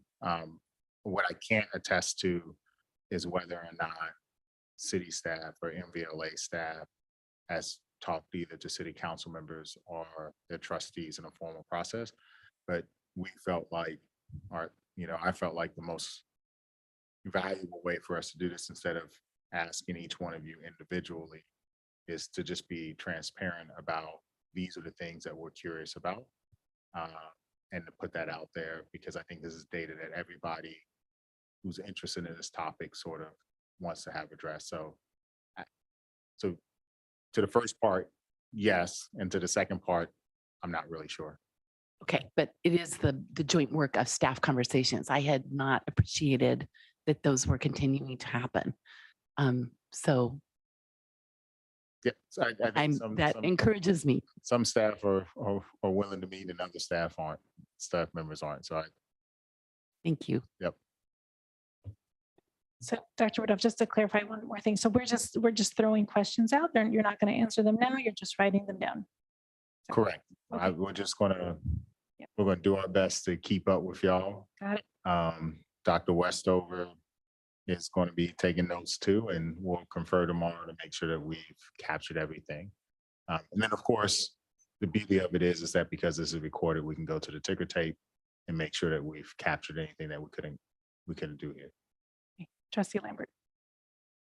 So it's a very comprehensive list. One thing I'd like to see though, as we just heard over the last hour or so, the school district is obviously involved in a lot of what I would call social justice initiatives, and as well as the city through their affordable housing, rent control. I would like to have each of the organizations sort of present what they see as their major social justice initiatives. And then also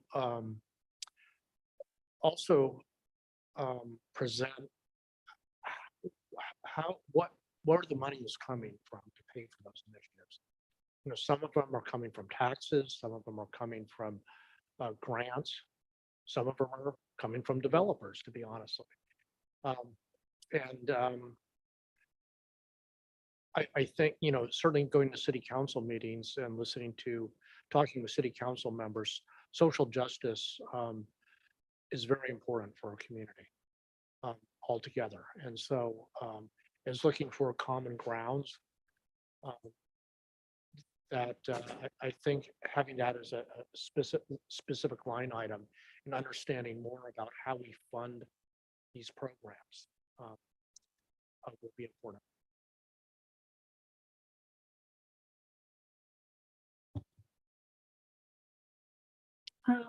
I was thinking about spending priorities for the spending priorities and from the last, actually looking back, right? So look back in the last 3 years.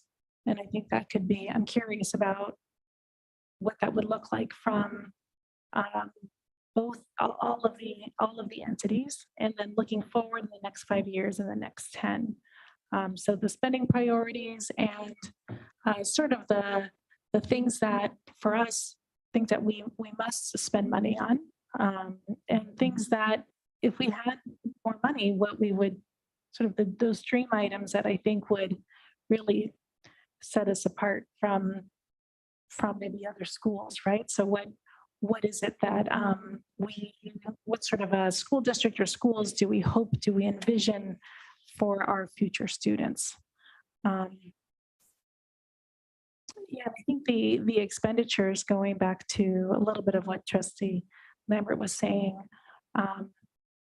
what have those, I know that we have shoreline funds, what have those funds been spent on? I do hear a serious concern around sea level rise, and that's something I want to learn more about. But I'm wondering, just on one of those big items, in the last 5 years, what has that been spent on? And I know that that's not necessarily a question for our district, but it's a question that I have. I wonder if there's an opportunity. Yes, Vice President Conley. Thank you. So I think something that I would love to see included in here is some of the assumptions that were used in the fiscal analysis report that was produced for the city back in June, and really shaped kind of how council has been thinking about the revenues and expenditures tied to shoreline. We spent a lot of time talking at this at one of our previous meetings, looking at a dynamic versus a static fiscal analysis for the future, and how you model that. But I think that we need to be really explicit. I'd like to see explicitly the assumptions around the revenues that the city expects, the price points for the future housing units that are being assumed, and the expenses. I think that all of those things need to be laid out in great detail, because that's that points to the heart of where some of the friction is. It's based around assumptions in every different organization about what the future holds. And so being able to better understand those assumptions, these questions are very kind of general and not as detailed as I think I would like, in terms of, if you haven't been paying attention for the last few decades, this would be a really helpful rundown. And I think it will be really helpful for the public who might not have been sitting through all of these meetings. But I want to see a lot more detail about the assumptions that are being used to plan this. I'd also like to see, we've been really focused on the Google development within North Bay Shore, but there's a whole bunch of other development that's going on or has happened. And so looking at the broader North Bay Shore picture as well, so it's not just focused in that one master plan. And I know that this is a little bit broader here, but I want to emphasize that this is not just about the Google development. There's other revenues that are coming in. There's other work that's being done over there that really does impact our revenues and students as well. Yes, Trustee Blakely. I would say I agree that there will be other development going on. And one thing that's very difficult to predict is exactly when these various parcels will be built out and therefore reassessed. But for some of the Google ones, we have a better idea. The occupancy certificate may by now already have been issued for the new dome on Shoreline. But some of the ones that are underway or have a shorter timeline, I'd love to just get a little more sense of the timeline and when they expect them to come on, and what the likely reassessed value would be, in particular landings.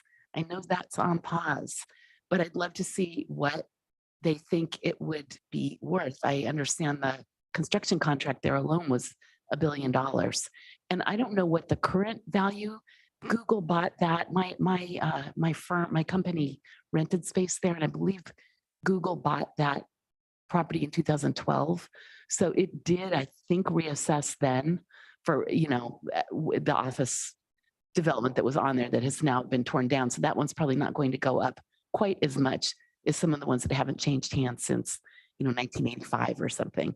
But I'd love to just get a better sense of what the tax basis is of these larger parcels that are slated for development and what the likely value would be developed. So just a little bit more granular, if that makes sense. I had trustee Conley. Oh, I'm sorry, trustee Lambert. We're just going through this thing and coming up with thoughts. I'd like to understand what the nexus calculation is that the city uses to justify expenditures of bayshore or shoreline money on the side of 101. And what examples of projects that are currently funded like that.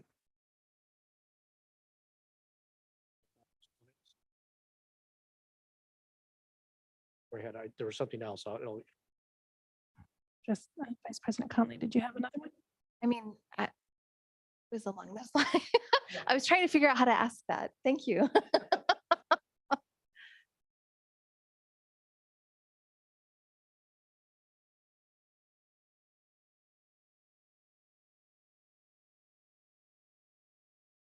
I mean, I think it's a good start. I feel like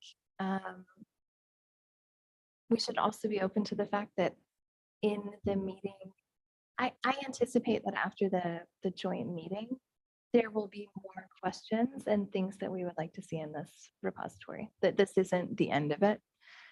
This is kind of beginning to flesh it out.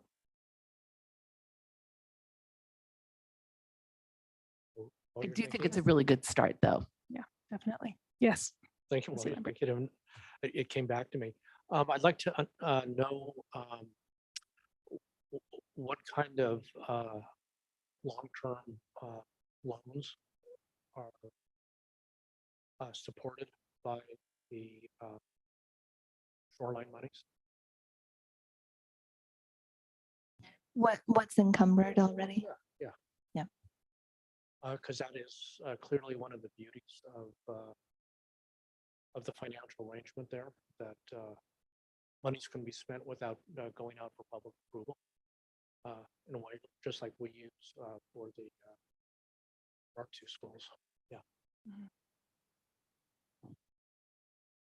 Yes. And really some history of how that's been used in the past, actually, also for those purposes.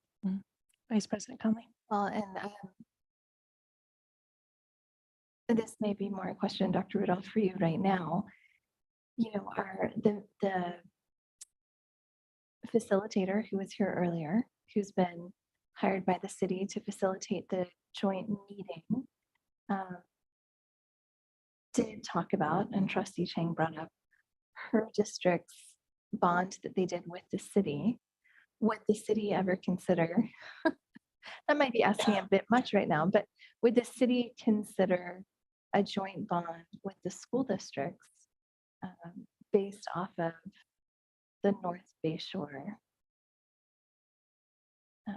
precise area? Good question. Yeah, following up on that, both organizations, to my understanding, have done research on possibility about going on for bonds for various purposes. I haven't seen those reports because it was some before my time, so I think I know what they say, but I think we should understand what are the prospects for both the city and the school district going out for significant bond monies in the future, in the near future, as a way to fund our growing needs. So bonding capacity in that area and then also independently? Yeah, exactly. Yes. Yeah. In other words, look at maybe a more general way. We both see various needs as the city grows that are going to cost a lot of money. What other funding opportunities or mechanisms do we have, right? I've heard some people say, oh, we'll just go out and get find a nonprofit who will give us all this money. Well, or the state will give us, one of the wealthiest communities in California, give us money. I don't see that happening. So I think we have to be realistic, but anyway, go through, how do cities fund their needs, and are they really realistic for Mountain View in the next 10 years?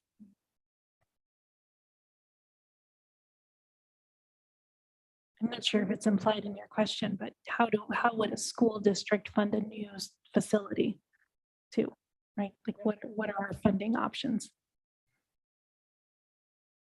Or new educational programs, or pre-K, unfunded, mandates like pre-K and things like that. City has exactly those kind of issues they need to address too. Go ahead, Vice President Conley. I also think something that came up in the last presentation was looking at the change in assessed value over time, comparing that to, and I'd love to see just, the last 10, 15 years, the change in assessed value for the city overall, the change in assessed value for the North Bay Shore area. We can present, because we have that data for our district, the change in assessed value that we have seen for our because our district boundaries don't exactly line up with the city boundaries. We don't cover the entire city. And I don't know if it's possible to ask for what were the assumptions about the assessed values written into their fiscal planning versus the actuals and what came through. But we could look at least within maybe the last couple of years that information is available for each entity, because we do that. We have our budget and we have assumptions about the change in AV, and then what were the actuals that came out of that. So how have our predictions lined up, our models lined up against what's actually happening?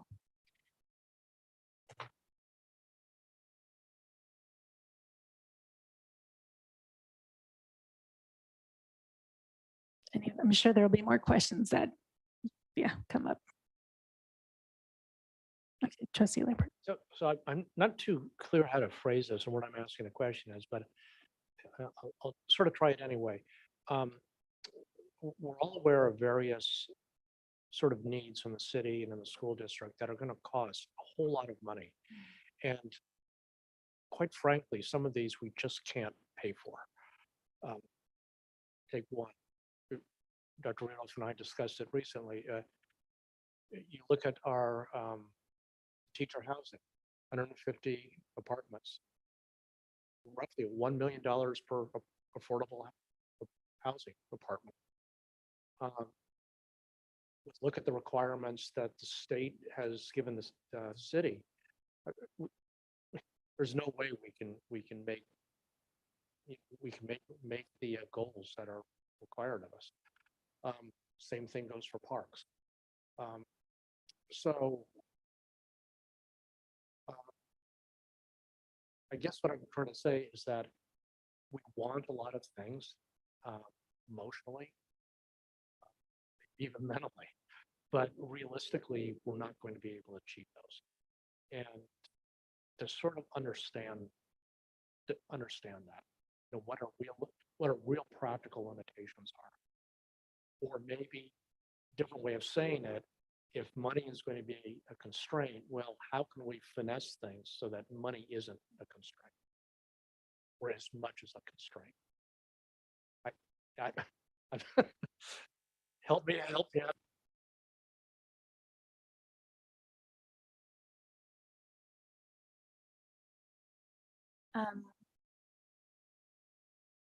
I'd love to see as well the most recent, you're reminding me, so, one area that we have partnered with in the past around the joint use agreement is the shared use of open space. So, Shoreline's a little bit different in that there's a huge park, a huge nature preserve out there. But absent the nature preserve, what is the most recent data on the acres per resident for that area? I mean, I'd love to see it for the whole city overall. I have something that the Parks and Recreation Commission saw recently. but I don't know if it's the most up-to-date information. But I think that that information about open space, because that's an opportunity for us to partner if we choose to, is important when we look at the future of North Bay Shore. Although I know that Google has set aside quite a bit. So it's going to be very different from the rest of the city, I think.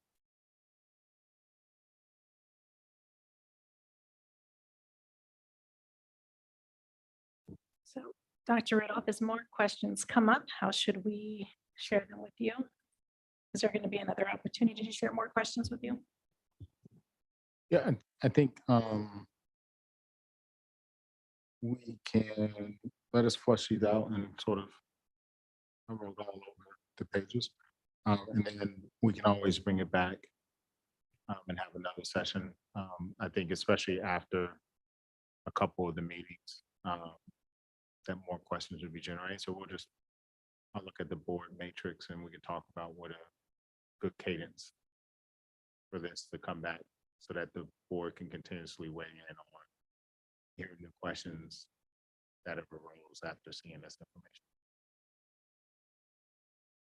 And I'm curious, when you populate these fields with answers, where does this document live, or where can we refer back to these questions? Well, so we have answers to, I mean, obviously we didn't provide them in here, but we have answers to some of these. I would need to check with Dr. Westover to see what answers the city has already provided. But so what we'll end up doing is giving you sort of a document that has all the links and stuff like that so that you can see, you can have access to the information, and we'll make that public. And so the idea here is that this is a living and breathing document, that it'll constantly evolve. As we see additional questions arise, we'll put that in there. So you'll start to see sort of a summary as well as a link to the information so that people can click on it. It may take you down a lot of rabbit holes. Right, and we'll have links to any formal document. Yeah, so like for instance, when you talk about the change in assessed value for the city and the district, like for instance, for us, we can link it to the pages within the county assessor's office that will, over time, and we'll see if the city can do the same, or alternatively, we can create a copy of the documents because, you got to turn the page like 187 or, 5,000, whatever. And instead of going directly to that link, we can hyperlink it or create the document for you so that you can see, 10 years worth of data or something like that. So we'll let us play around with it, and then, but it will be because this is a public document, anyone who clicks on the link will be able to access it at any given time to get whatever answers they need. This sounds like a light lift. Well, Thank you. the good thing is 3 agencies working on this, so it's not just us pulling the information. okay, with that, I'd like to take public comment on this item. If you are a member of the public and you'd like to comment on this item, September 18th, 2023 joint meeting for the Education Enhancement Reserve Joint Powers Authority. Questions to be responded to, you may raise your hand in Zoom, press *9. If you're joining us in person, you can fill out a comment card. Okay, seeing as we don't have any comments, then we will, trustees, any final comments on this? No, okay. Then board updates, any updates that you'd like to share? Yes, Vice President Conley. I just wanted to flag for trustees, the Santa Clara County School Board Association has a legislative action committee. And as the California School Boards Association regional director, I sit on those meetings, even though I'm not a voting member of the committee. The committee is going to send out a survey within the next month to all the trustees in the county to ask you to rank the issues that you think are most important to you and how they impact students, and then to give more detail about that. That data is then used, it's synthesized and analyzed, and the Legislative Action Committee creates basically a document that is the legislative priorities for the county trustees, and then meets with every single legislator at the state level representing our county to talk about those priorities. And if you're also willing to be a part of those meetings, I think you can indicate that in the survey. If you can say, you know, I'd love to actually be engaged in speaking with the legislators, but any anecdotes or personal experience. And I'll note that this isn't something where like one trustee writes in for the district, but we really want to know the opinions of individual trustees, not as representatives of your district per se, but if we could hear from everyone up. So I will forward that to trustees when it's out, and we'd really, you know, I hope that we have 100% participation. Okay, wonderful. All right, so we have some future board meeting dates here. The next one is September 21st, and then we have two in October, October 5th and October 19th. And of course, we have our joint meeting on September 18th. Okay. And with that, at 10:31 p.m., we now adjourn the meeting of the Mountain View Wisma School Board.